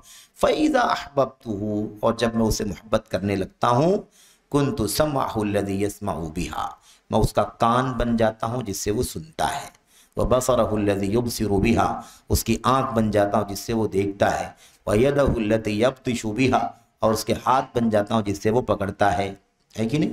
کیا مطلب ہے؟ مطلب یہ ہے کہ پھر اس کا ایک ایک عمل جو بھی ہوتا ہے، جو بھی وہ کرتا ہے، میری مرضی کے مطابق کرتا ہے، میں اسے غلط جگہ پر نہیں استعمال ہونے دیتا ہوں۔ یہ ہے مخلص اللہ کے بندے، چنندہ اللہ کے سچے اولیاء۔ تو میرا شیخ یہ کہتے ہیں کہ اپنی بہت ساری خصوصیات جو ان کی نہیں ہے، ان میں پڑھنے سے کیا ہو جائیں گے؟ وہ بچ جائیں گے، ایک چیز۔ دوسری چیز، اور وہ چیزیں جو وقت کو ضائع کرنے والی ہیں اس میں بھی پڑھنے سے بچ جائیں گے۔ اگر آدمی اللہ تبارک و تعالیٰ کے دین کے مطابق جس کا اسے علم ہے، اگر اس پر عمل کرنے میں لگا رہے گا تو دیگر چیزوں پر عمل کرنے کی فرصت کہاں ملے گی اسے؟ دیگر چیزوں میں جانے کی فرصت کہاں ملے گی؟ تو ہمارے پاس جو فضول وقت ہے اور غیر ضروری کاموں میں ہم لگاتے ہیں اس وقت کو، اس کی ایک وجہ یہ بھی ہے کہ جو اصل کام ہے وہ ہم نہیں کرتے ہیں، اس لیے وقت خالی جاتا ہے۔ ایک بندے مومن کے پاس خالی وقت کہاں؟ ایک مومن بندے کے پاس خالی وقت نہیں ہے، زندگی بہت کم ہے، بہت مختصر ہے، وقت تو کم پڑنا چاہیے۔ ہمارے پاس اتنا فاضل وقت کہاں سے آتا ہے کہ ہم اس کو ضائع بھی کرتے ہیں، ادھر ادھر ہم اسے صرف بھی کرتے ہیں، اس کی نوبت کہاں سے آ جاتی ہے؟ تو یہ بہت بنیادی مسئلہ ہے۔ کہتے ہیں، اب مثال دے رہے ہیں، کہہ رہے ہیں کل اشتغال بتتبع السیاسات وکالدعوة الى التفکیر تفکر فیہا الى جمیع الناس ونحو ذلک۔ یہ بات جو شیخ نے کہی ہے اصل میں اخوانیوں کے فقہ الواقع کا نعرہ لگانے والوں کے تناظر میں کہی ہے۔ اب جو اخوانیوں کا، قطبیوں کا یا سیاسیوں کا ہے نا جو نظریہ ہے کہ سب کچھ کیا ہے؟ حکومت قائم کرنا، سب کچھ اقتدار قائم کرنا، اس لیے ساری انرجی، سارا مطالعہ، ساری ڈسکشن، ساری بات، جو کچھ پڑھیں گے وہ اسی کے بارے میں پڑھیں گے، جو بھی دیکھیں گے ہے نا، سنیں گے دیکھیں گے، اسی کے بارے میں سنیں گے دیکھیں گے۔ تو شیخ کہتے ہیں کہ اگر سنت کے مطابق جو علم اسے ملا ہے، اگر اسلام کی ان چیزوں کو عملی تطبیق وہ دیتے رہیں گے، فرائض کی پابندی ہو، سنتوں کی پابندی ہو، سنن کی پابندی ہو، نوافل کی پابندی ہو، اگر سارا اہتمام کریں گے تو بہت سارا وقت ان کا جو خالی رہتا ہے وہ سب کیا ہو جائے گا؟ بزی ہو جائے گا۔ اور جب وقت نہیں بچے گا تو کہاں سے سیاست کی باتیں کریں گے؟ सियासत में कहाँ जाएंगे? ये जो सियासत हुकूमत के मसाइल पर हमेशा घंटों लगे रहते हैं, और आप जानिए कि वो नवाफिल सुनन तो छोड़ दो, फराइज को भी की भी पाबंदी नहीं करते।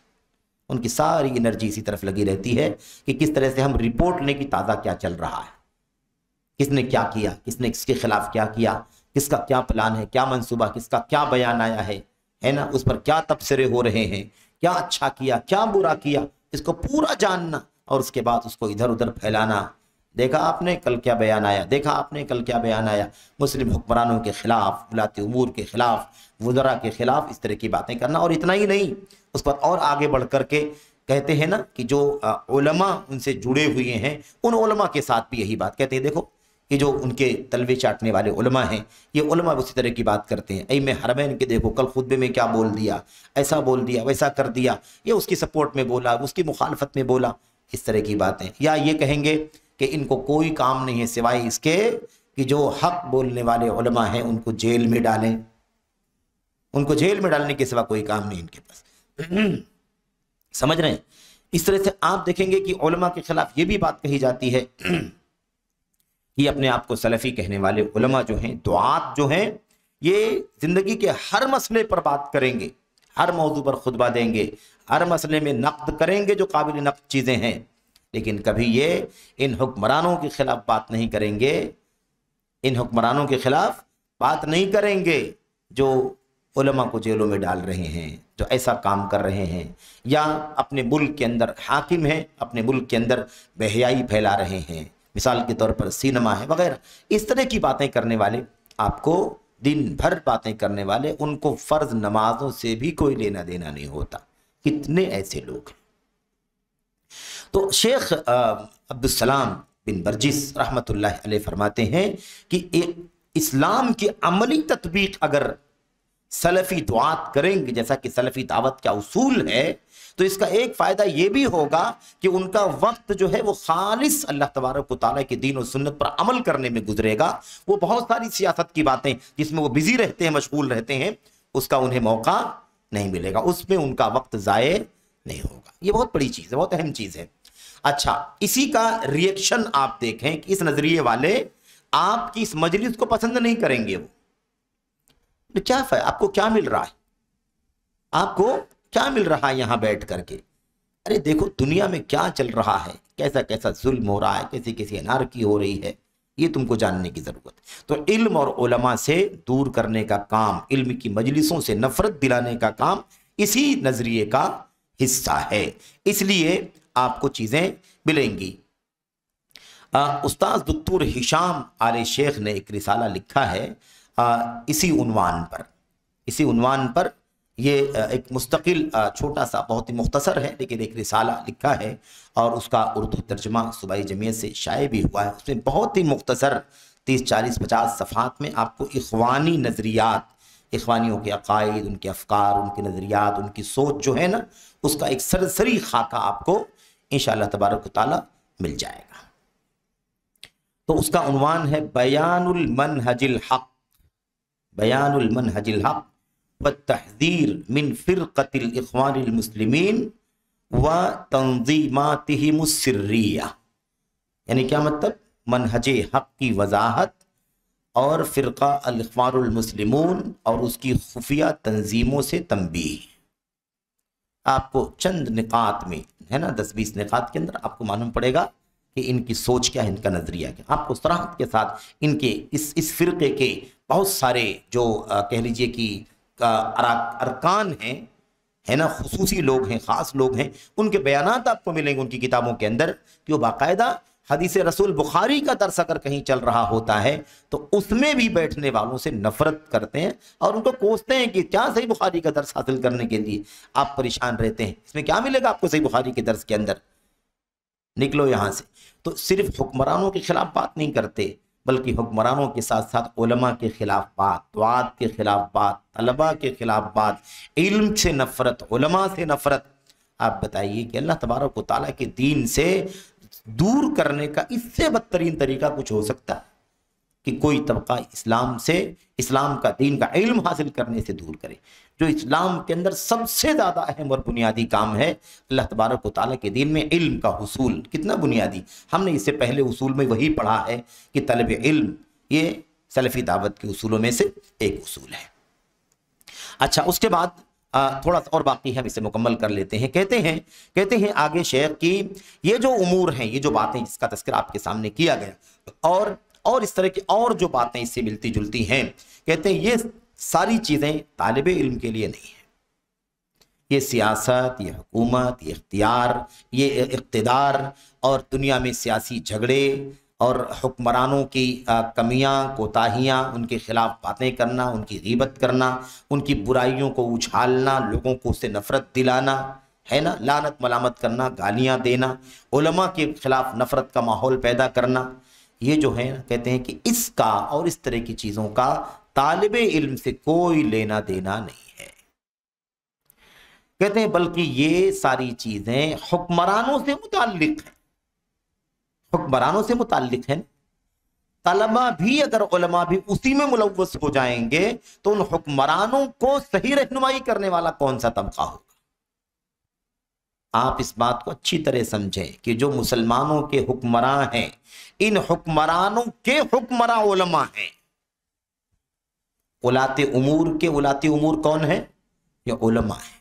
اسی لیے حافظ ابن القیم نے اور حافظ ابن کثیر اور دیگر علماء نے اس بات کو لکھا ہے، کہیں صراحت سے، کہیں اشارے میں، کہیں تفصیل سے، کہیں اختصار سے، کہ علماء اور حکمراں یہ دو کے دونوں ولاۃ امور میں آتے ہیں، لیکن ولایت کے اندر یعنی حکمرانی اور ذمہ داری کے اعتبار سے علماء حکمرانوں سے مقدم ہیں، کیونکہ یہ کتاب و سنت کی رہنمائی کریں گے تو وہ اس کی روشنی میں نظام حکومت ملک کا چلائیں گے۔ اس اعتبار سے وہ پہلے اور حکمران بعد میں ہیں۔ اسی لیے یاد رکھیں کہ یہ جو باتیں کہی جاتی ہیں نا، اسی لیے ایک کے بارے میں کوئی نہیں بولے گا، حکمرانوں کے خلاف بھی بولے گا، علماء کے خلاف لازماً بولے گا، آپ کو ملے گا۔ آپ دیکھیے جا کر کے ائمہ کے خلاف، ائمہ حرمین کے خلاف باتیں کرنے والے میرے بھائیوں، اور یہی نہیں تو آج کل کی نئی بات ہم بتا رہے ہیں، تازہ بات، اس دور کی بات، اہل علم کے خلاف زبان درازی کرنے والوں کا ایک مستقل ٹولہ ہے، طبقہ ہے، حدادی فرقہ۔ غالباً جدید مناہج میں اس کا تذکرہ آئے گا، یا پھر ہو سکتا ہے اس میں آئے، دوسری جو کتابیں آپ پڑھ رہے ہیں اس میں اس کا تذکرہ آئے گا۔ حدادیوں کا ایک فرقہ ہے، اس کا یہ نظریہ تھا کہ وہ اہل علم جو ماضی میں ہمارے علماء ائمہ گزرے ہیں، مثال کے طور پر حافظ ابو بکر البیہقی ہیں، یا حافظ خطیب بغدادی ہیں، یا حافظ امام نووی ہیں، یحییٰ بن شرف، یا ایسے ہی حافظ ابن حجر رحمۃ اللہ علیہ، اس طرح اور چند نام ہیں۔ ان لوگوں کا نام لے لے کر کے ان کو بدعتی کہتے ہیں، صراحت کے ساتھ کہتے ہیں ایک بدعتی ہیں، ضال مضل گمراہ کرنے والے ہیں، ان سے امت کو متنفر کرتے ہیں کہ ان کی کتابیں نہیں پڑھنا چاہیے۔ آپ بتائیے کہ یہ راستہ کتنا خطرناک راستہ ہے۔ سوال یہ پیدا ہوتا ہے کہ پھر کس کی کتابیں پڑھنی چاہیے؟ کیا معصوم بھی کوئی ہے نبی کے علاوہ دنیا کے اندر، امت کے اندر؟ کتنا خطرناک نظریہ ہے۔ آپ کو بتاؤں میں اس وقت موجودہ اس وقت بھی ان افکار کے نظریات کے لوگ آپ کے بیچ میں موجود ہیں۔ بمبئی شہر کے اندر ایسے لوگ موجود ہیں جو یہ کام برابر پوری محنت کے ساتھ کر رہے ہیں۔ جہاں دو چار لوگ ملیں گے وہاں پر خطیب بغدادی نے یہ غلطی کی ہے، انٹرنیٹ کھولیں گے، گوگل کھولیں گے، اور اس کے اندر نوٹ کر کے رکھا ہوا ہے کچھ لوگوں نے، اس کو لا کر کے دکھائیں گے، یہ دیکھو یہاں پر ان کا عقیدہ بتایا گیا ہے کہ یہ اشعریت کے راہ پر چلتے تھے، یہ دیکھو یہ اعتزال کی راہ پہ چلتے تھے، یا ان کا موقف ایسا تھا، اس معاملے میں انہوں نے ایسا کہا ہے۔ میرے بھائیوں، یہ ہم اصول پڑھ چکے ہیں کہ علماء کے سلسلے میں ہماری ذمہ داری کیا ہے۔ ہم علماء سلف کے سلسلے میں کوئی موقف قائم کریں تو کب کریں؟ اگر ہم کسی کی غلطی، کسی اہل سنت کے علماء میں سے کسی کی غلطی جانیں اور جاننے کے باوجود اس پر عمل کریں، تب تو ہم غلطی کرتے ہیں۔ لیکن ہمارا اصول کیا ہے؟ جو اہل سنت کے علماء ہیں، اگر ان سے کسی مسئلے میں غلطی ہوئی، چوک ہوئی ہے، تو اسے ہم نظر انداز کر دیں گے، اس کو فالو نہیں کریں گے، اور اس کی کتاب پر نوٹ لگائیں گے، اور اس غلطی سے امت کو آگاہ کریں گے اس مسئلے میں چوک ہو گئی ہے، لیکن اس کی ساری خدمات، اس کی ساری کتابیں، اس کی شخصیت، اس کی امامت سے امت کو متنفر نہیں کریں گے۔ یہ اصول شریعت کا۔ ورنہ اگر ایک غلطی، دو غلطی، تین غلطی پکڑنے جاؤ گے تو امت میں کوئی باقی نہیں بچے گا جس سے غلطی نہ ہوئی ہو۔ باقی بچے گا؟ کوئی باقی نہیں بچے گا۔ میرے بھائیو، حافظ ذہبی رحمۃ اللہ علیہ نے سیر کے اندر، سیر اعلام النبلاء میں لکھا ہے بڑی تفصیل سے، اس میں یہ بات لکھی ہے، کسی کا قول نقل کیا ہے، ان کا نہیں ہے، اسلاف سے کسی کا قول نقل کیا ہے کہ اگر ہم بالغلطہ والغلطتین، ایک غلطی دو غلطی کی بنیاد پر اگر ہم کسی کا مواخذہ کریں گے تو نہ ابن خزیمہ بچیں گے، نہ ابن مندہ بچیں گے، نہ ابن فلاں ابن فلاں ابن فلاں بچیں، کوئی نہیں بچے گا۔ معصوم وہ ہے جسے اللہ نے معصوم بنایا ہے، ہمارے اور آپ کے نبی، امت کے نبی صلی اللہ علیہ وسلم، ورنہ معصوم تو کوئی نہیں امت کے اندر۔ ابو بکر صدیق سے غلطی ہو سکتی ہے، عمر بن خطاب سے چوک ہو سکتی ہے، عثمان غنی، علی اور دیگر صحابہ انسان ہیں، یہ طے ہے کہ امت میں ان سے افضل کوئی نہیں ہے، لیکن معصوم بھی ہوں یہ ضروری نہیں، انسان ہیں، ان سے غلطیاں ہو سکتی ہیں، ان سے اچھا طبقہ دنیا میں کوئی پیدا نہیں ہوا، وہ چنندہ تھے، سلیکٹڈ تھے، لیکن معصوم اللہ نے نہیں بنایا۔ تو اب کس کو لاؤ گے؟ ایسا جب آپ کو کوئی ملے نا تو آپ اس سے ایک ہی سوال کریں، بھائی ٹھیک ہے میں چھوڑ دیتا ہوں ان کو، تم کسی کا نام بتاؤ اس کو فالو کرتا ہوں جو غلطی نہ کیا ہو۔ سمجھ رہے ہیں؟ اس کی زبان میں بات کریں، اس کو سمجھائیں، بھائی ٹھیک ہے کوئی حرج نہیں، میں مانتا ہوں کہ اس سے یہاں یہ غلطی کی، اس نے غلطی کی، ٹھیک ہے، لیکن آپ مجھے کوئی ایسی شخصیت ایک دو چار بتائیں جن سے کوئی غلطی نہ ہوئی ہو، بالکل معصوم عن الخطا ہوں، ایسے چند شخصیات کا نام بتائیے، ان کی کتابوں کا نام بتائیے، ہم ان کو پڑھیں گے۔ میرے بھائیوں، امت میں کوئی نہیں ملے گا جس سے غلطی نہ ہوئی ہو، اور یہ بشر کی خصوصیت ہے، بشریت کی خصوصیت ہے، سمجھ رہے ہیں؟ باب خط، کیا نام ہے، کتاب خطأ البخاری، امام بخاری کا حافظہ، ان کا علم کون نہیں جانتا، لیکن علماء نے کتاب لکھی، امام بخاری کی غلطی کا بیان، سکتی ہے غلطی کسی سے، اس لیے ہم کسی کو اس طرح سے بھی نہیں کرتے جیسے تم کرتے ہو کہ علم اور علماء کی خدمات کو پورے طور پر سلفی اہل السنت والجماعت اہل الحدیث کے منہج پر چلنے والے علماء کے خلاف جو محاذ کھڑا کیا ہوا ہے کہ ان کی غلطیوں کو اچھال کر کے ان کی شخصیات کو مجروح کرنا اور ان کی ساری خدمات کو کالعدم قرار دینا، ان کی کتاب اور امت کی خدمت جتنی کی ہے انہوں نے، حافظ ابن حجر، خطیب بغدادی، اور ایسے ہی حافظ ابو بکر بیہقی اور دیگر علماء، آپ امام نووی، میرے بھائیو ان کی کتابوں کی گنتیاں نہیں معلوم ہوں گی ان لوگوں کو کتنی کتابیں لکھی ہیں انہوں نے، اور ان کا علم اور ان کے علم کا احاطہ، یہ تو بہت دور کی بات ہے، سمجھ رہے ہیں؟ یہ صورتحال ہے۔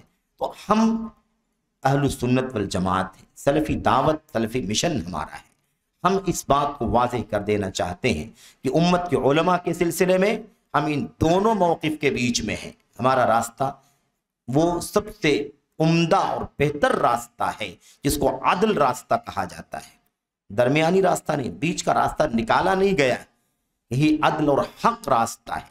جب کوئی اعتدال کی بات کرے تو آپ اس کو مڈل مت سمجھیں، مانڈولی کے معنی میں نہ سمجھیں، اسلام میں اعتدال کا معنی مانڈولی نہیں ہے، اعتدال کا مطلب ہے دلائل کی روح سے سب سے زیادہ حق اور سچ راستہ جو ہے وہ اعتدال کا راستہ ہے۔ اعتدال کے لفظ کو بہت غیر معتدل استعمال کیا گیا اور اس کو نہ جانے کس معنی سے نکال کر کس معنی میں داخل کر دیا گیا۔ اعتدال کا معنی سمجھا جاتا ہے سمجھوتا کرو، رواداری کے نام پر کیا نام ہے مداہنت کرو، نظر انداز کرو، حق کو چھوڑ دو، باطل قبول کر لو، اس کو ہضم کر لو، اس کو ضائع کر دو، یہ اعتدال نہیں ہے، یہ تلاؤب ہے، اللہ کے دین کے ساتھ کھلواڑ ہے۔ کیا سنت سے کھلواڑ کیا جائے اعتدال کے نام پر؟ تو راستہ جو اصل ہے وہ کیا ہے؟ علماء امت جو سلفی منہج کے علماء ہیں، سلف کی راہ پر چلنے والے علماء، مصنفین، اور جو ماضی سے لے کر کے حاضر تک جو ہیں، معصوم کوئی نہیں ہے، غلطی ان سے ہو سکتی ہے، ہم ان کی غلطیوں کو نظر انداز کرتے ہیں، ان کی غلطیوں کو فالو بھی نہیں کریں گے کہ عمل کریں، اس کے اوپر عمل نہیں کریں گے، لیکن ان کی اس غلطی کی وجہ سے، چند غلطیوں کی وجہ سے ان کی ساری خدمات کو ہم کالعدم بھی نہیں قرار دیں گے۔ ایک ایک کنارہ یہ ہو گیا. دوسرا کنارہ یہ ہے کسی کی اندھی تقلید کر کے اس کی سب باتوں کو ماننے کا بھی راستہ اختیار ہم نہیں کرتے. یہ افراط ہے، یہ تفریط ہے. والحق بینہما، اور حق افراط و تفریط کے درمیان ہے. کیونکہ معصوم کوئی نہیں ہے اس لیے سب فالو نہیں کیا جا سکتا ساری باتوں کو کسی کی، اور معصوم کوئی نہیں ہے اس لیے کسی کی جو سلف امت کے منہج پر چلنے والے لوگ ہیں ان کی غلطیوں کی بنیاد پر ان کی ساری خدمات کو ہم مٹی میں بھی نہیں ملا سکتے. یہ ہمارا اصول ہے، ہمارا ضابطہ ہے. اچھا بہرحال یہ ہو گئی بات. یہاں پر بات ہو گئی کہ یہ جو سیاست کے مسائل ہیں اس کا تعلق کس سے ہے؟ حکمرانوں سے ہے، طلبہ سے، علماء سے. عوام سے اس کا کوئی لینا دینا نہیں ہے. علماء ان کو اصولی باتیں بتلائیں گے، اس کے مطابق وہ عمل کریں گے. جہاں ان سے غلطی ہوگی ان کو سمجھائیں گے، جہاں ان سے گناہ کے کام ہوں گے ان کو تنہائی میں نصیحت کریں گے. یہ ان کا کام ہے. لیکن سیاست میں پڑھنا یہ ہمارا کام نہیں ہے. تو یہ ان کا کام ہے. یا جو ان کے نائب ہوں، علماء ہوں یا علماء کے جو نائب ہوں، علماء حکمران جو ہیں وہ یا حکمرانوں کے جو نائب ہیں وہ اس سے تعلق رکھتے ہیں. کہتے ہیں کہ معاملہ کہاں سے بگڑا؟ جب کچھ نوجوان یہ اسی تناظر میں بات ہو رہی ہے، اخوانیت، قطبیت اور جو اقامت دین اور حکومت اور سیاست کے مسائل کو، یعنی دین کا معنی ہی حکومت قائم کرنا بنا لیا گیا. دین پر عمل نہیں کیا جائے گا، شرک سے روکا نہیں جائے گا، توحید کی دعوت نہیں دی جائے گی جب تک کہ حکومت قائم نہیں کر لی جائے گی. یہ نظریہ بنا لیا گیا. پہلے حکومت ہے، بعد میں اللہ کی توحید پر عمل، سنت پر عمل اور اس کی دعوت ہے. پتہ نہیں کہاں سے نظریہ آ گیا. کوئی اصل تو، کوئی دور تک کوئی جڑ تو اس کی دکھائی نہیں دیتی کہ ایسا کوئی ہمارے پاس ضابطہ ہو. بھی ہمارے نبی صلی اللہ علیہ وسلم جب نبی بنا کر کے بھیجے گئے تو آپ نے پہلے حکومت قائم کی کہ پہلے صدیق اکبر کو دعوت دی ہے کہ نہیں؟ اگر حکومت ہی قائم کرنا تو حکومت تو دے رہے تھے لوگ بھائی، مکے والے حکومت دینے کو تیار تھے. وہ کہہ رہے تھے آپ مشن چھوڑ دیجئے، توحید کی دعوت نہ دیجئے، حکومت لے لیجئے، سردار بنا لیں، آپ کو بادشاہ بنا لیں، آپ کو سب سے بڑا دولت مند بنا دیں، آپ کو سب سے امیر ترین غریب خاندان اور خوبصورت لڑکی سے آپ کا نکاح کر دیں، آپ کو کوئی بیماری ہے تو آپ کا رقیہ دم جھاڑ پھونک کروا کر کے علاج کروا دیں. 4-5 باتیں آ کر کے کہتے تھے. اگر یہ کام نہیں تھا، نبی کریم صلی اللہ علیہ وسلم نے توحید کی دعوت کے سامنے کچھ نہیں. لوگ آتے تھے، دنیا بھر کی باتیں بیان کرتے تھے، پیشکش کرتے تھے. اللہ کے نبی خاموشی سے سنتے تھے اور اس کے بعد اعوذ باللہ بسم اللہ پڑھ کر کے قرآن کریم کی سورت کی تلاوت کرنا شروع کر دیا کرتے تھے. یہ میرا مشن ہے. یہ سب تو باتیں جو بیان کرتے ہو اس سے ہمارا کوئی لینا دینا نہیں. 13 سال تک کیوں مکہ میں ظلم کی چکی میں پستے رہے نبی صلی اللہ علیہ وسلم اور آپ کے صحابہ کرام؟ حکومت کیوں نہیں قائم کی؟ مدینہ پہنچے، مدینے میں بھی آپ نے چھوٹا سا نظام وہاں قائم ہوا ہے کہ نہیں اسلام کا، اور وہاں سے بھی مسلسل جنگیں چلتی رہیں. آخری عمر تک جنگیں چلتی رہیں، 9 ہجری تک جنگیں چلتی رہیں ہے کہ نہیں؟ تو کہنے کا مطلب یہ ہے کہ پہلے دعوت ہے کہ پہلے حکومت ہے؟ پہلے علم توحید ہے، عمل بھی توحید ہے، علم سنت ہے، عمل بھی سنت ہے، دعوت ہے، اس کی راہ میں تکلیفیں ہیں، اس کے بعد جہاد اور ہے کہ نہیں حکومت کی بات آتی ہے. تو آخر یہ کس طرح سے کون سا فلسفہ لے آئے ہیں؟ سیرت کی بات کرتے ہیں، بینر دیکھنے کو ملیں گے آپ کو، محمد الرسول اللہ سب کے لیے. محمد کس کے لیے؟ سب کے لیے. سلوگن، نعرے لگانا ان کو آتا ہے. یہ سمجھ میں نہیں آتا کہ محمد سب کے لیے ہے. تو آپ کی سیرت کو ذرا دیکھ لیا جائے، یا آپ نے اپنی سیرت میں ہمیں کیا نمونہ دیا، کیا روشنی دی ہے، ہمیں کیسی زندگی گزارنی چاہیے. تو بڑا عجیب و غریب مسئلہ ہے. بہرحال کہتے ہیں کچھ نوجوان جب سیاست میں گھس گئے، کیا کہتے ہیں؟ اقتحام کہتے ہیں گھس جانا، کود پڑنا. جب کچھ نوجوان یا نوجوانوں کے کچھ لوگ، کچھ تعداد، نوجوانوں میں سے کچھ تعداد جب سیاست کے اندر کود پڑی، اس کے اندر وہ چلے گئے، داخل ہو گئے، اور اس کے اندر اپنے آپ کو اس مقام پر ڈال دیا جیسے وہ خود ذمہ دار ہوں. تو کیا ہو گیا؟ کہتے ہیں کہ ان کی جہالت واضح ہو گئی. ان کی جہالت واضح हो गई, उनका इनहिराफ नुमाया हो गया, और नतीजा ये निकला कि उन लोगों के वरगलाने की वजह से, बहकाने की वजह से कुछ लोगों के जहन खराब हो गए, और उन लोगों ने मेरे भाइयों पूरे इलाके को रोड पर, मैदान में ला करके खड़ा कर दिया। हुकूमत के खिलाफ आंदोलन करो, एहतसामात करो, मुजाहरात करो, इनको उखाड़ फेंको, ये हुकूमत के काबिल नहीं, हुकूमत के अहल नहीं, ये सारी नौबत आ गई। कहते हैं इसका मसला क्या था कि इस बारे में उनको कोई इल्म सुन्नत का नहीं था, सलफ का नहीं था कि आखिर अगर हुक्मरानों से गलतियां भी हो रही हैं तो हमारी जिम्मेदारी क्या बनती है, हमें कितना अख्तियार है, हमें क्या करना चाहिए। कहते हैं कि उनका एतमाद किस पर था, बाहर के जो है ना अखबारात मिलते थे, बाहर के जो अखबारात आते थे, बाहर के अखबारात के तराशे, उसको उसी पर एतमाद करते थे, काफिरों की मीडिया पर एतमाद करते थे और उसी पर भरोसा करते थे, उसी की बुनियाद पर सारा एक्शन रिएक्शन उनका हुआ करता था। इसके नतीजे में क्या हुआ, बगावत का झंडा उठाया और पूरा अमन व अमान गारत हो गया। अगर ये नौजवान इल्म और अहले इल्म से जुड़े रहते, इन चीज़ों में घुसपैठ न करते, तो ये नौबत। बहरहाल उसके बाद कहते हैं, बहरहाल ये खुलासा है, और जो बात शेख ने कही और भी बहुत सारी बातें हैं।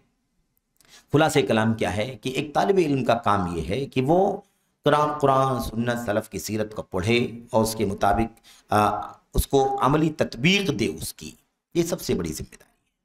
हमें सियासत से क्या लेने देना है, हम उसमें वक्त ज़ाय करेंगे। अगर कोई बताए, बहुत सारे लोग आज भी हैं ना जो दुनिया की सियासत का या अपने मुल्क की सियासत का मतलब मुताला या उसका मुशाहदा, मतलब दिन में मैं समझता हूँ कि कई कई घंटे करते हैं। आज भी अंदर की जो हमारे मुल्क की दाखिली सियासत पर बहुत घंटों लगाते हैं उसके अंदर। सवाल ये पैदा होता है कि उन्होंने आज तक क्या हासिल किया उससे। 3-3 घंटे 4-4 घंटे लोग है ना खबरें यहाँ वहाँ की सुनते हैं, देखते हैं, उनको क्या मिलता है उससे। अगर वो 2 घंटे 4 घंटे जो उसमें लगाते हैं, अगर वो अल्लाह का दीन सीखने में लगा देते तो अल्लाह की कसम उनकी ज़िंदगी में न जाने कितनी तब्दीली पैदा हो जाती, ज़िंदगी में इनकलाब आ जाता, तब्दीली पैदा हो जाती, इस्लाह हो जाती, उनकी फ़िक्र सही हो जाती, उनका अक़ीदा सही हो जाता, उनका अमल सही हो जाता, उनका सलूक अच्छा हो जाता। गलत फहमियाँ, इल्म की रोशनी में जब आदमी आता है तो गलत फहमियाँ दूर होती हैं। उलमा से दूर करने के पीछे मकसद भी यही है। उलमा के करीब जाएंगे तो ये सलफ़ी उलमा, अपने आप को सलफ़ी कहने वाले, ये हमारे सारे मिशन पर पानी फेर देंगे, क्योंकि कहेंगे बगावत जायज़ नहीं है, कत्ल क़िताल जायज़ नहीं है, हुक्मरानों के खिलाफ ग़ीबत करना जायज़ नहीं है, उनकी बुराइयां बयान करना जायज़ नहीं है, है ना। तो सियासत का जो हमने पूरा निज़ाम बना रखा है, पूरा इससे क्या करेंगे, नौजवानों को ये उलमा दूर कर देंगे। बहरहाल इसके ज़रिए से सारे मामला पैदा हुए। खुलासे कलाम ये है, शेख कहते हैं कि जब ये नया फितना हमारे बीच में आया, ये हुकूमत और सियासत का मौजू पढ़ना सीखना, नौजवानों को उसी में लगा देना, वो उसी में पड़े रहें, उनको ललकारना, जवानों तुम्हारी जवानी किस काम के लिए है, दुनिया में ये हो रहा है तुम क्या कर रहे हो, फला मुल्क में ये हो रहा है तुम क्या कर रहे हो, तुम्हारा खून किस काम का है, ये जवानी किस काम की है। इस तरह से ललकारा गया। जब ये फिक्र पैदा हो गई तो कहते हैं नतीजा ये निकला कि इस फिक्र ने इल्म और अमल दोनों पर बहुत जुल्म ढाया, बहुत ज्यादती की से इल्म भी तबाह हो गया और अमल भी तबाह हो